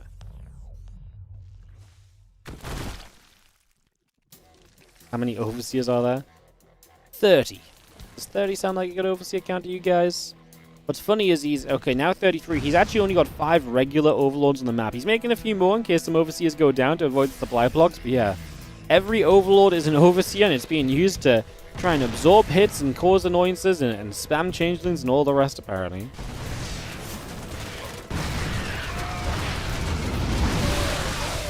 Instead, just going to get caught in the open, but you're dragging units in towards tank range. The Spirit just takes those units forward, gets rid of a couple of them. Oh, using some Niduses. Nidus is going up in some dangerous places.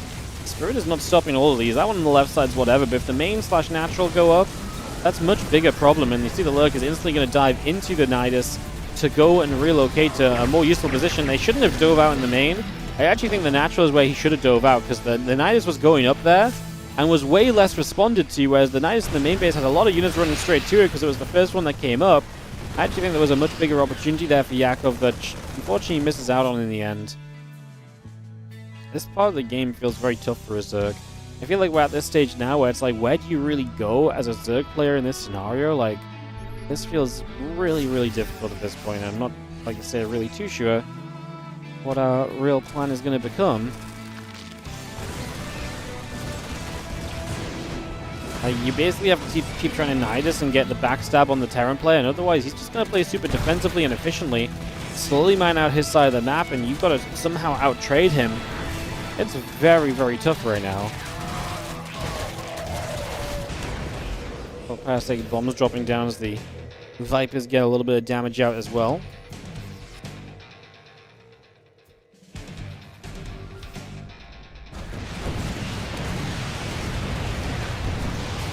Seeing the mules dropping down.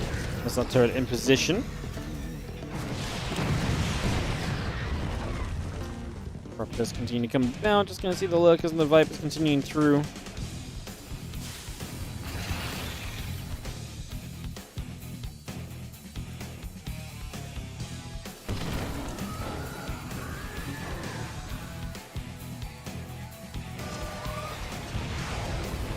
Going to see the nuke launching up into the sky.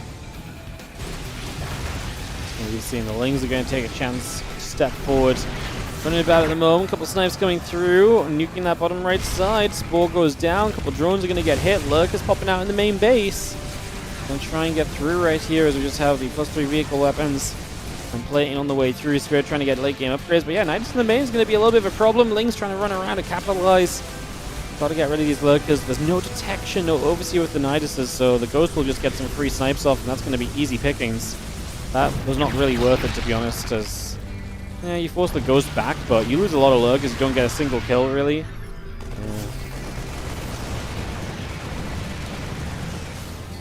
Raptors still flying around trying to do their thing. I'm not sure if Yakov's ever going to find the chance to really make broods. Maybe soon, if you will. Probably sooner rather than later. I mean, my issue is I just don't see how we do this in the long term. Like, when do we get in a position here as Yakov where our army changes for the positive? Like, right now we're achieving nothing at all. Gold base goes down. The Corruptor's at least going to get after some medevacs, but Spirit is just controlling this game well. Like, he's happy to let this game play out right now because it's just going super well for him, like we say. A bit of a split down those Marauders. The Banelings don't really do much of anything.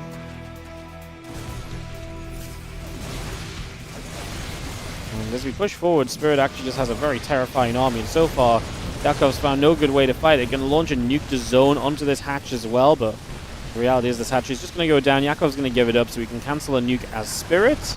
Not need to let that land. He'll let it land anyway. He stepped away from it, though, which is what I was concerned about. Obviously, friendly fire is a very real thing.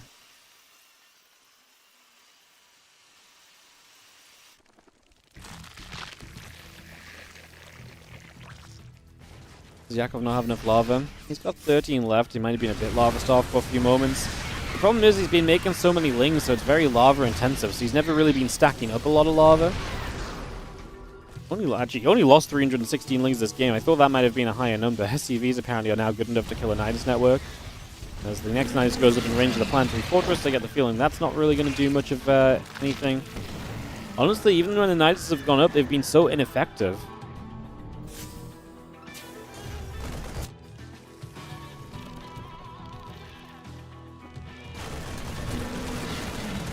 Nidus on the side goes down now. The rest of this coming across. There's a siege tank there that's getting chased. Ling's just going to jump onto the tank. We're just going to be seeing the Ling Bane Viper continuing up. The Changelings pulling away. We're going to see our Planetary Fortress Command Center, Libs, and Siege Tanks continuing to produce. The army stepping over to that right-hand side initially.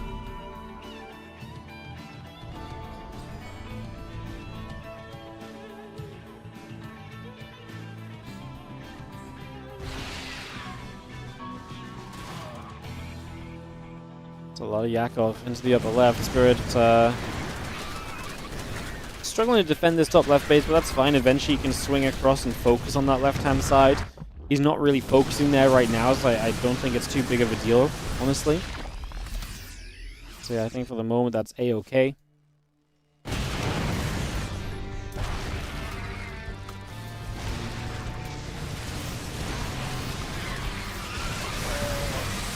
And commitment here is we're trying to deny the Terran from taking the gold base. I mean, if the Terran takes the gold, that really is an issue, man. Like, this should never really be allowed to happen. Terran is going to drop a massive mules and just try and mine this base out ASAP. Like I say, if the Terran's taking the gold, you're kind of screwed as the Zerg. That's a base you should probably be able to control to some extent. If the Terran's able to step forward enough to hold the gold base, I think this game is lost for you, honestly. Look, as in the main base, Libs are showing up to play defense there. Like I say, even when the Nidus have come online, I don't think it's been too crazy. You see the Ling Bane coming across. Just going to be having the Overseer still flying through as well.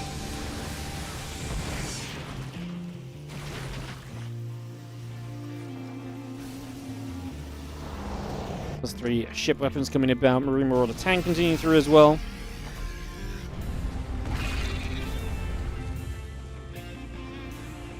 Just going to be seeing Corruptors, Lings continue to come about. It's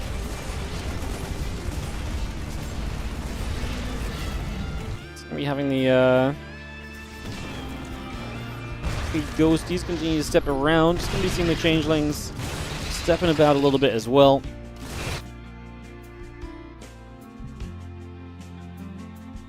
Hydra Bane back around the bottom right side. And again, the Overseer is still checking out what's up. The Corruptors gathering together. A couple factories coming through. Plus 3 ship weapons is on the way in as well. We get a bit more Marine Marauder coming online with the rest of this. As the Ling Bane will run up the right side and make an attempt at that Planetary Fortress. So, Planetary Fortress goes down. The Liberator is going to be there. Go after the Corruptor. Corruptor taking some shots, some damage being done. We do have the rest of the Bio and the Ghost coming back through, chasing a bunch of those Changelings down. And again, the factories and the Vikings continuing up for the moment. Marauder and the plus 3 ship weapons on the way in as we speak. It's going to get going straight onto this, just looking for the Bio to split about. And the army chasing down to the bottom side of the map here currently, as we do have the big siege on the Liberators. Again, we're just chasing base after base. I mean, the banks have flipped, right? It used to be Yakov with a massive bank. Now Spirit has much more of a bank available. The base of Yakov goes down. He's trying to take the top left side base, but Spirit's denied it every time he's tried to take it.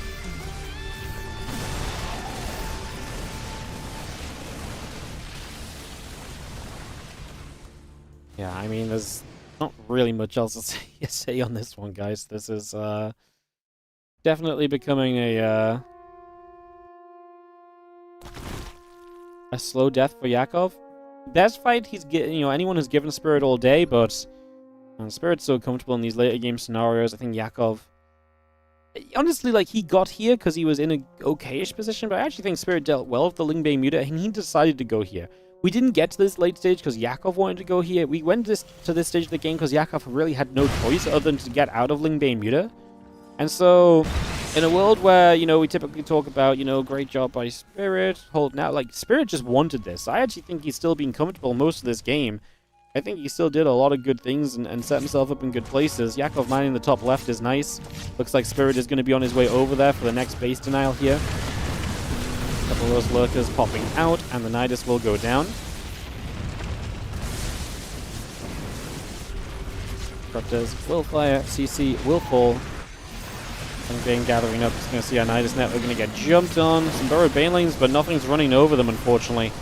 We've not really seen a big kaboom all game long. Maybe as we pull back here, some burrowed Banes will have a chance, but Don't even know what our prime target would be. The Liberators are doing a lot of the work right now. Again, Spirit has the chance to rebuild. On the right side, he's just sniping down Lurkers during this as well. There's a little bit of an explosion. Some bio goes down. I mean, Spirit just still up 50 army supply. It's a little bit of a mess because those overseers are stopping us from watching half the game, but outside of that, it is still looking like Spirit just has the numbers. Yakov doesn't even have the lava to rebuild right now, actually, so he's going to probably leave this game with money in the bank, unless it draws out a little while longer. Spirit did spend most of his cash, so this was maybe arguably a better for Yakov than expected, but we're still kind of losing bases, we're losing drones. We lose the bases, you can't build anything, right? Like, the lava is genuinely becoming a problem here. And you can see here that there's just nowhere near enough to make an impact. The ghosts are up here as well, so they could start sniping Corruptors if they wanted to.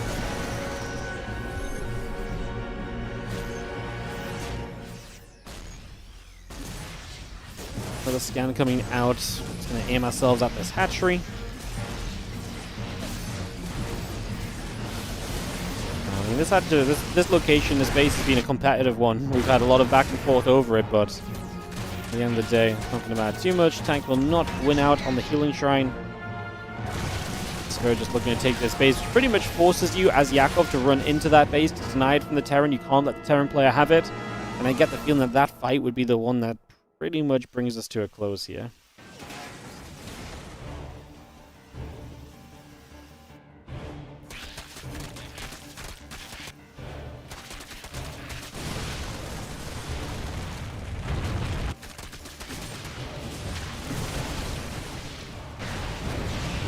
See the Corruptors. I'm going to go in after the Planetary Fortress. Just going to start to take that down. Missile Turret will go for the Corruptors for the moment. Just going to be seeing the Infernal Pre-Igniter, Marauders and Tanks continuing through. Missile Turret on the way, as we do have our army still gathering across the board right now. Again, we have the Infestus coming up, the Infernal Pre-Igniter and Siege Tanks coming through. Missile Turrets and Planetary still building as the tanks take a chance to go after some of the changelings already.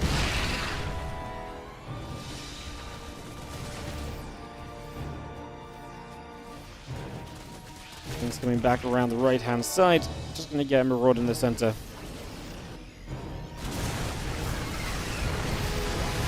Fire goes. Just going to try and fight. A couple of Blinding Clouds going down. The Lurkers going to get burrowed up. Hydra's in trouble. We're just going to continue to push through. Those Lurkers are going to get destroyed.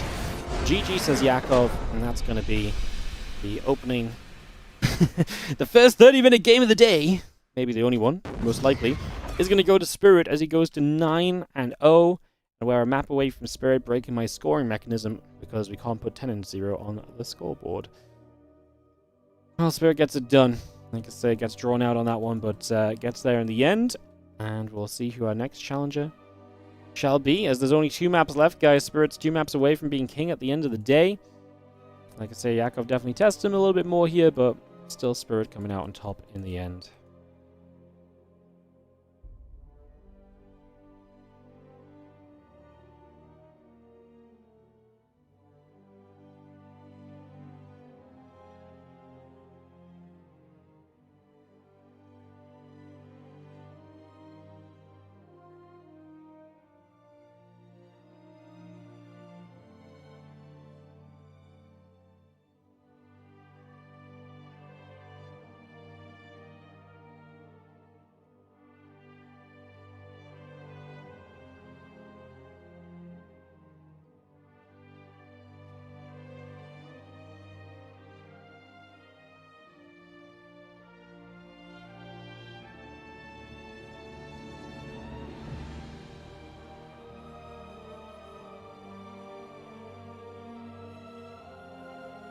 Alrighty,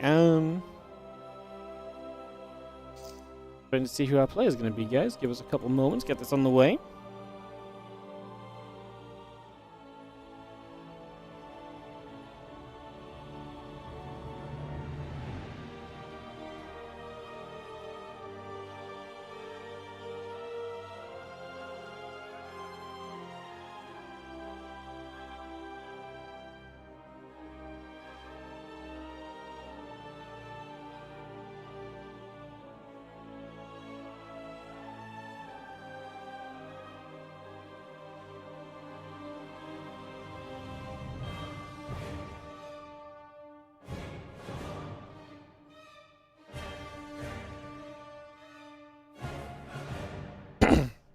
Let me reply to our sponsorship email quickly, guys, while we wait for our next opponent to show up.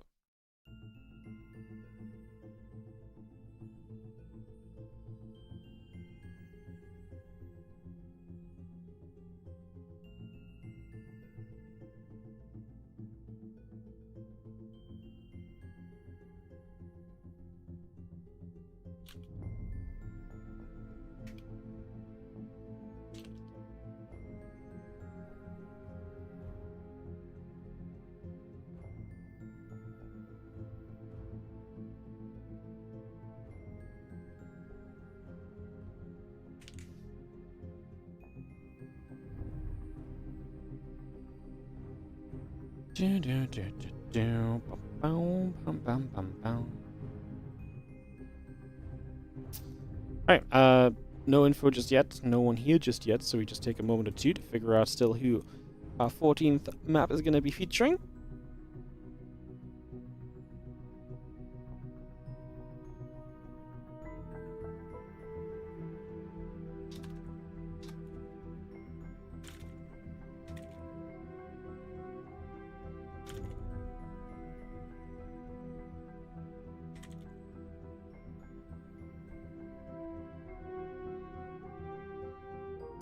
Wardy, what do you think about taking over CC with Infestor and building Terran units? Well, you can't take over a CC, you've got to actually take over an SCV, which is even more difficult to do.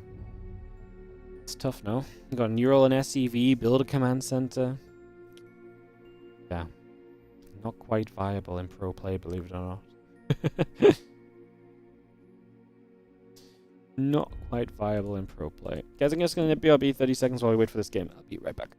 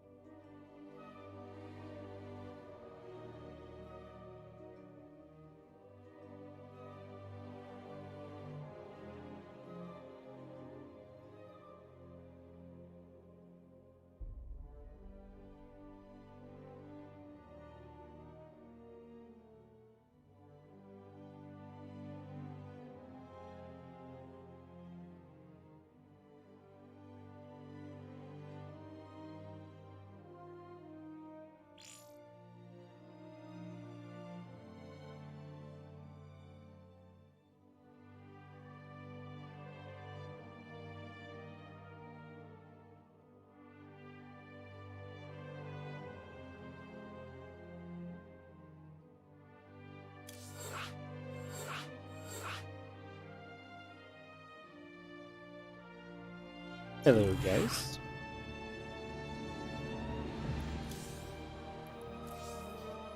Tried to join the game. Failed. Golden Aura, but no idea who the opponent's going to be just yet.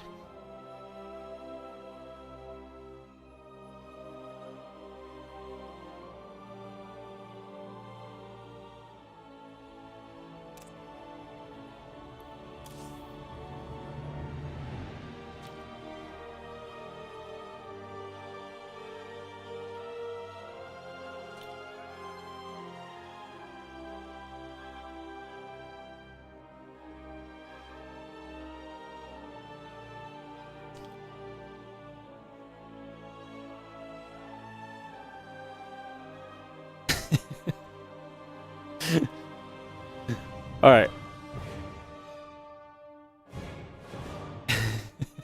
I'll tell you guys what's funny in a second when we get in game. I want your guys' opinion on this, right?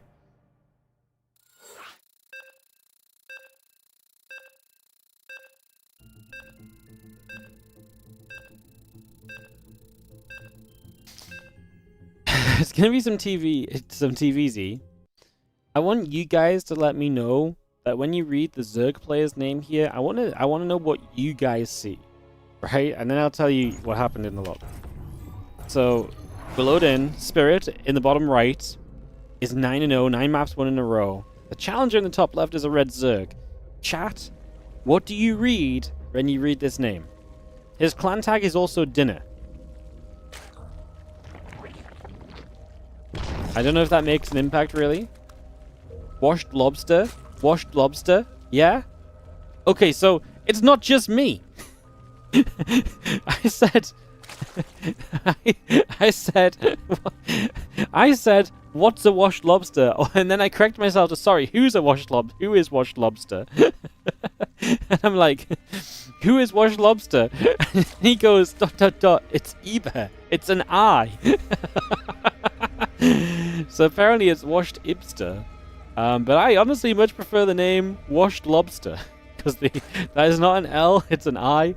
And this is Iber, how I read Zerg in the top left-hand corner of the map for our 10th map in a row of Spirit, 14th map of the day in King of the Hill 229.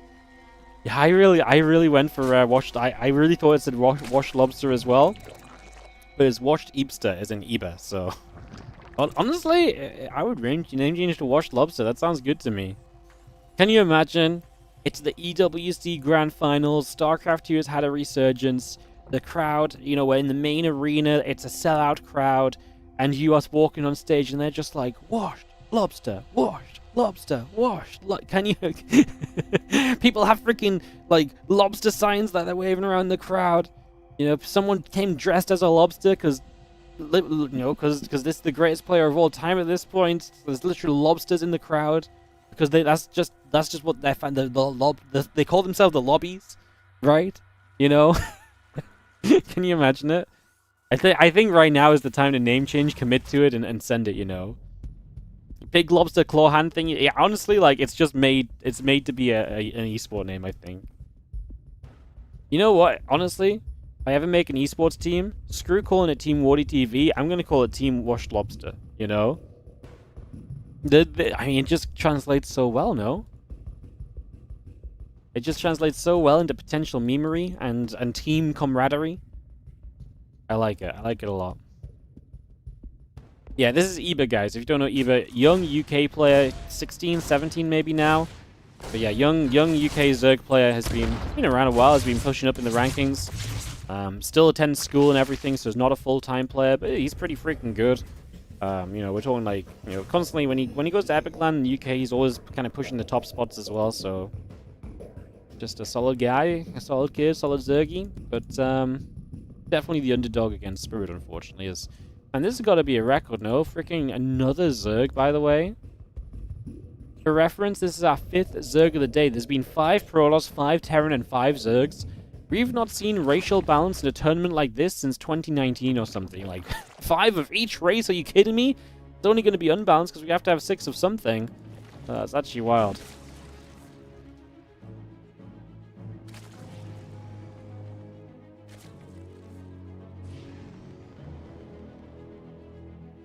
Alright, so... Didn't he just finish school? You remember him asking for advice in his physics finals? He finished GCSE, I think. So that's like when you're 16, you do your GCSEs, and then now he's in college. Or, I mean, I still call that school because I went to sixth form, which is just part of the same school I'd been to all my life. So to me, it's just school still. So yeah, I'd say it's still in school. Can you even leave? I don't even know. Can you even leave school at 16 now? Can you not do A levels? I actually have no idea. I think you have to do something when you're 16 to 18 still. Like, you either have to do A levels or you have to do, like, an apprenticeship or something, maybe? I actually have no idea how it works. It's been so long. Actually gonna take some nibbles and get some damage done.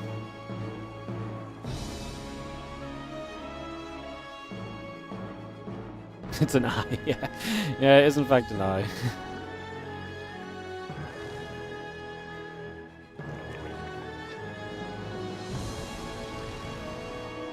Couple Hellions, the Reaper gathering together. Spire quickly from Washed Lobster, which is not a bad choice. If you think about it, Mutalisks are basically just like flying lobsters. Just, you know, mutated slightly, they lost their claws. The problem is, I think Iba's in some trouble, because actually Spirit's just hitting with these Hellbats, and he's done this against every kind of... I don't want to say lesser Zerg, but he's done this against all the weaker Zergs he's played today, and quite frankly, he's seen massive success with it. And he is just showing up, his opponent's not ready, and he just does mega damage. He's going to get these 2 Banes on the high ground. There's only 1 Bane morphing on the low ground still.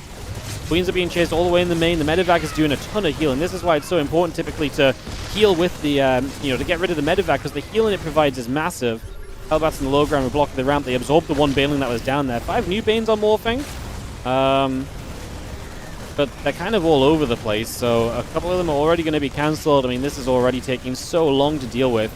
These Hellbats here stop a bunch of the Lings. We're actually going to see reinforcing Hellbats showing up. They tank some of the Banelings. Liberator Sieges up on the mineral line, and units there, if they run through toward the main, are going to be dead. And the Washed Lobster will not claw his way to victory in this King of the Hill. It will be Spirit having Lobster for dinner tonight as he goes on a 10-map winning streak. Is this GM against Gold League or what? No, this is GM against GM. That's just the difference of 5.8k versus... I don't know what Spirit is, but realistically probably like close to 7. 6.3k officially on the ladder. That's a 500 MMR difference. But this was also just a build order. Not win, but like a build that kind of is like you're hitting into a Spire investment that's not going to do much right away, and the investment wasn't there defensively, so GG's. Not quite ready to go. Creator is going to be the final challenger. So Creator onto NA for that. So Creator Spirit to wrap up the day. And that's going to be our last map of the day coming up. So Creator, can he stop Spirit on a 10-map winning streak? Gonna find out real soon. Let me check I just need to check something. Sorry guys, I'm getting loads of messages today. Sponsor emails. Someone just told me I got paid for something, so I'm just gonna check that went through. Face ID login. Oh my god, my bank account's full. Incredible. Holy. Freaking Euro must be good right now, no? Damn. Holy goodness. Got way more money than I thought.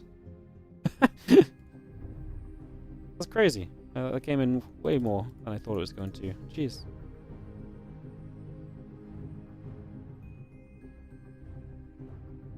Crazy business.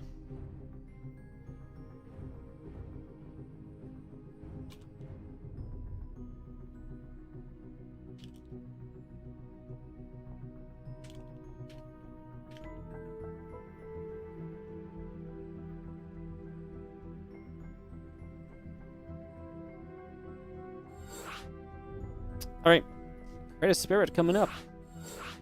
Oh, aren't you getting paid for something? Now if only I could get paid by EWC, who are being a pain in the butt.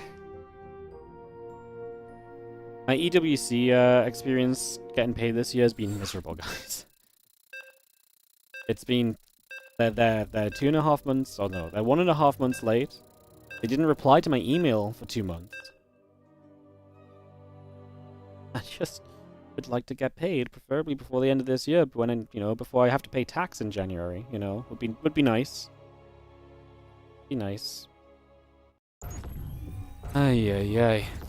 All right, let's go kick some StarCraft 2 off. As guys, I can't set 10 on the scoreboard. Like 9 is the limit, so I'm just gonna leave it at 9. So Spirit's been on a crazy win streak, but he's obviously on 10 in a row, and we'll see if he can end as king of the day. His challenger will be the Red Protoss. In the bottom left-hand side, Creator. Spirit, he's seen it all today, man. I mean, Shin took the first 4 maps of the day if you weren't here. Shin went through Uthermal, Geralt, Baby Marine, and Sebesdes, and then Spirit came in and just battered people. He battered Shin, and then he battered Led Alex, Night Phoenix, Mixu, Christiana, Demi, Percival, Nikarat. Yakov was obviously much more of a threat. It was a 30-minute game, finally, something that challenged him. He had some Lobster for map 14, and now in map 15 he plays Creator to wrap up our day. One final map here as we get going. Set it to X. I mean, I could set it to empty. I can set it to empty, but it only lets me do numbers. It's built into the UI. It was never designed for this. No one ever thought about, when some people did best of 69s back in the day, they realized there was a problem and they have to do their own overlay and stuff. But for the rare time that someone goes on a 10-map win streak in King of the Hill, I'm not going to add the text and edit it. And by the time I edit it all, it's probably going to be the end of the game already. So, yeah.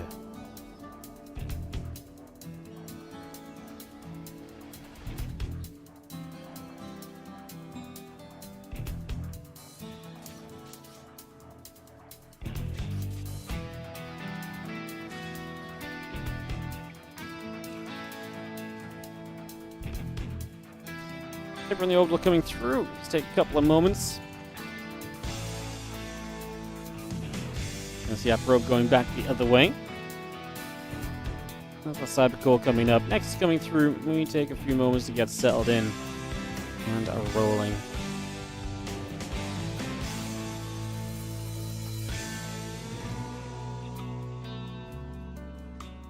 Okay, coming up, Reaper producing. Again, we take a few moments to get established here.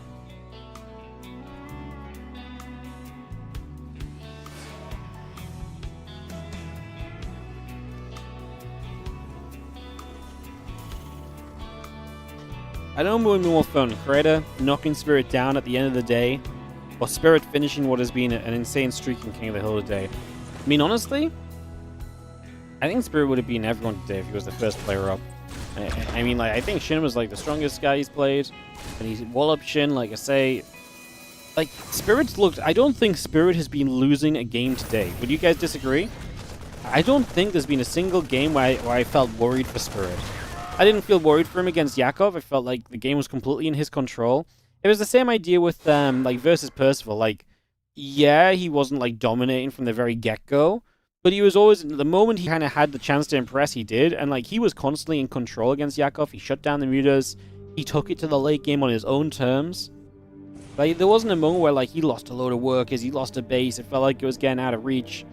It was back and forth, and it wasn't completely dominant, I guess. But, like, I think even that felt as though, like, he was never really concerned. It's been a smooth sailing kind of day for Spirit, man. It's been a smooth sailing kind of day. Can he finish it off here against Coretta? Definitely another one of the top tier challenges that he's faced today, so one of the more difficult matchups. He's just going to be seeing the Adept.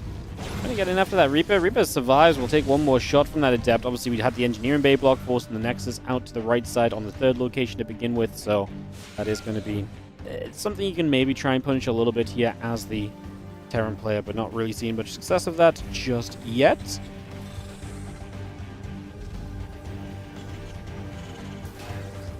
Two Ritter Mines popping out, and the medevac overhead, able to load up and able to take us on a little bit of a journey for the moment.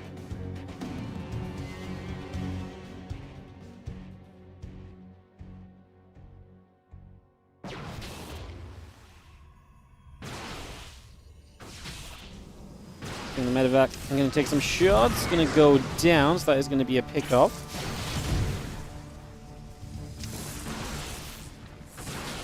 I see the couple Stalkers still pinging. What am I going to go off? One more probe going down. I'm just going to have ourselves the...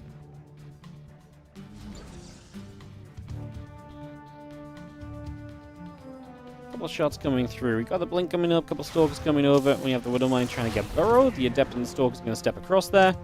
Again, Raven, Tank, and Marines coming through as well. And we just have our Hellion going back over to that left-hand side. A couple Stalkers are going to get pinging. Damage being done. Hellion is going to get chased down and will die in the early stages. The Stalkers plus Adept to the top. Ready to put some pressure on, so with the Prism here, Stalkers warping in and blink completed. They have quite a few Stalkers. They're going to blink into this main base right off the bat. Tank in a good position behind that wall as well, essentially. We can drop the Adepts to take some shots, and we'll take the first tank shot. Now the tank's retargeted. I don't think Creator really wants to stick around here. He's going to start bringing the Stalkers back, but he is taking losses. Blinks out now, but didn't really gain too much on that one overall, I don't think. I'm going to try and go to the front where the two bunkers are filled with Marines. So we've got two full bunkers right there. Again, Marine Marauder coming up, and Stim Pack on the way. +1 attack upgrade starting from Spirit as well, so we get that going. Barracks about to finish. And yeah, the reactor coming through, Marine Marauder coming up. Prism comes around that top side into the back of the Naturals. You see the couple Stalkers going to unload and get in after some SCVs. Going to blink. Looking for the Siege Tank right there.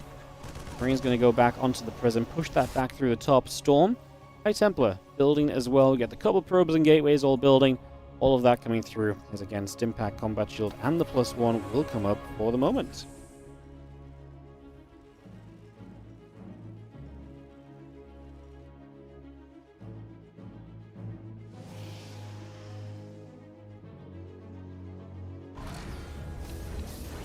Stim Combat and +1 coming through. Just going to see all the bio units coming across at the moment. tanks will in siege, and we get reset down to that bottom left-hand side. A couple of Stalkers coming in, a couple of SCVs begin to get going.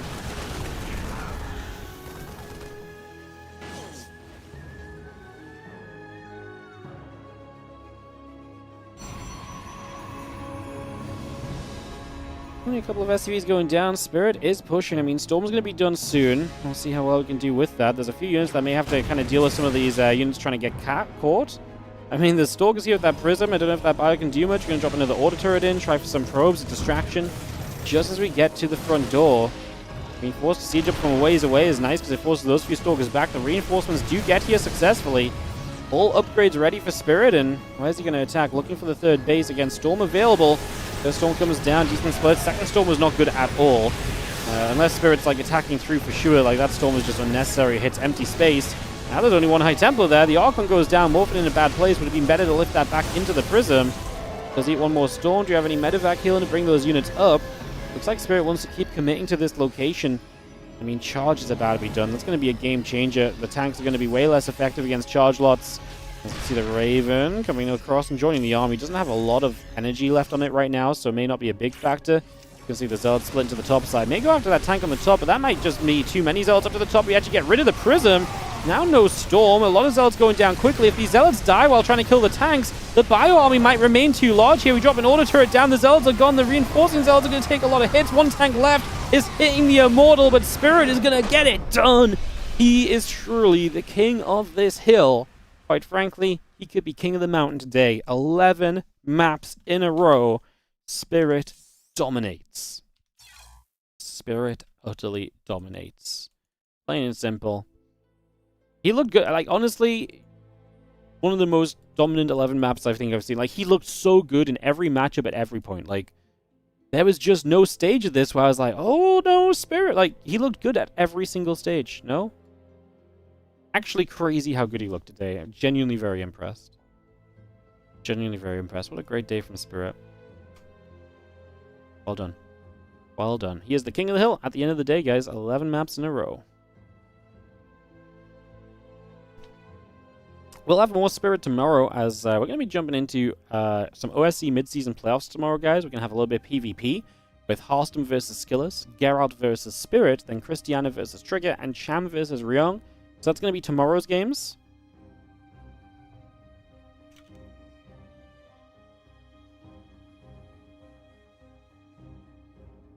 So we're going to do that tomorrow, then go into some Crank Team League games afterward. So we're going to set that up and go from there. So that's going to be tomorrow's action. We'll see you guys for that.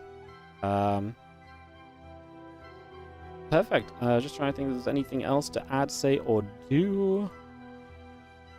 I don't really think so. Let me just add this while I'm thinking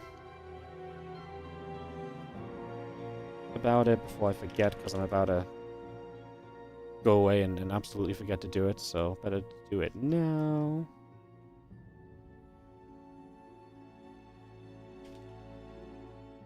So that's what I'm looking for.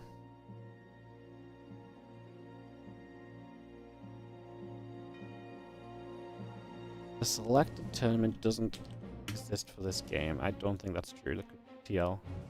There we go. Cool. Cool. Alrighty, guys. Thank you for joining us. Appreciate you all dropping by and hanging out. It has been a fun day. I'm going to run some ads on the outro and we're going to just wrap it up. And I will see you guys tomorrow for OSC mid-season playoffs and some Crank Team League. So I'll see you guys tomorrow. Have a great rest of your day, guys, and I'll catch you there. Thanks for watching. Bye. Anything else to say? No, we'll talk more tomorrow. We'll start tomorrow, I think. See you later, guys. Bye.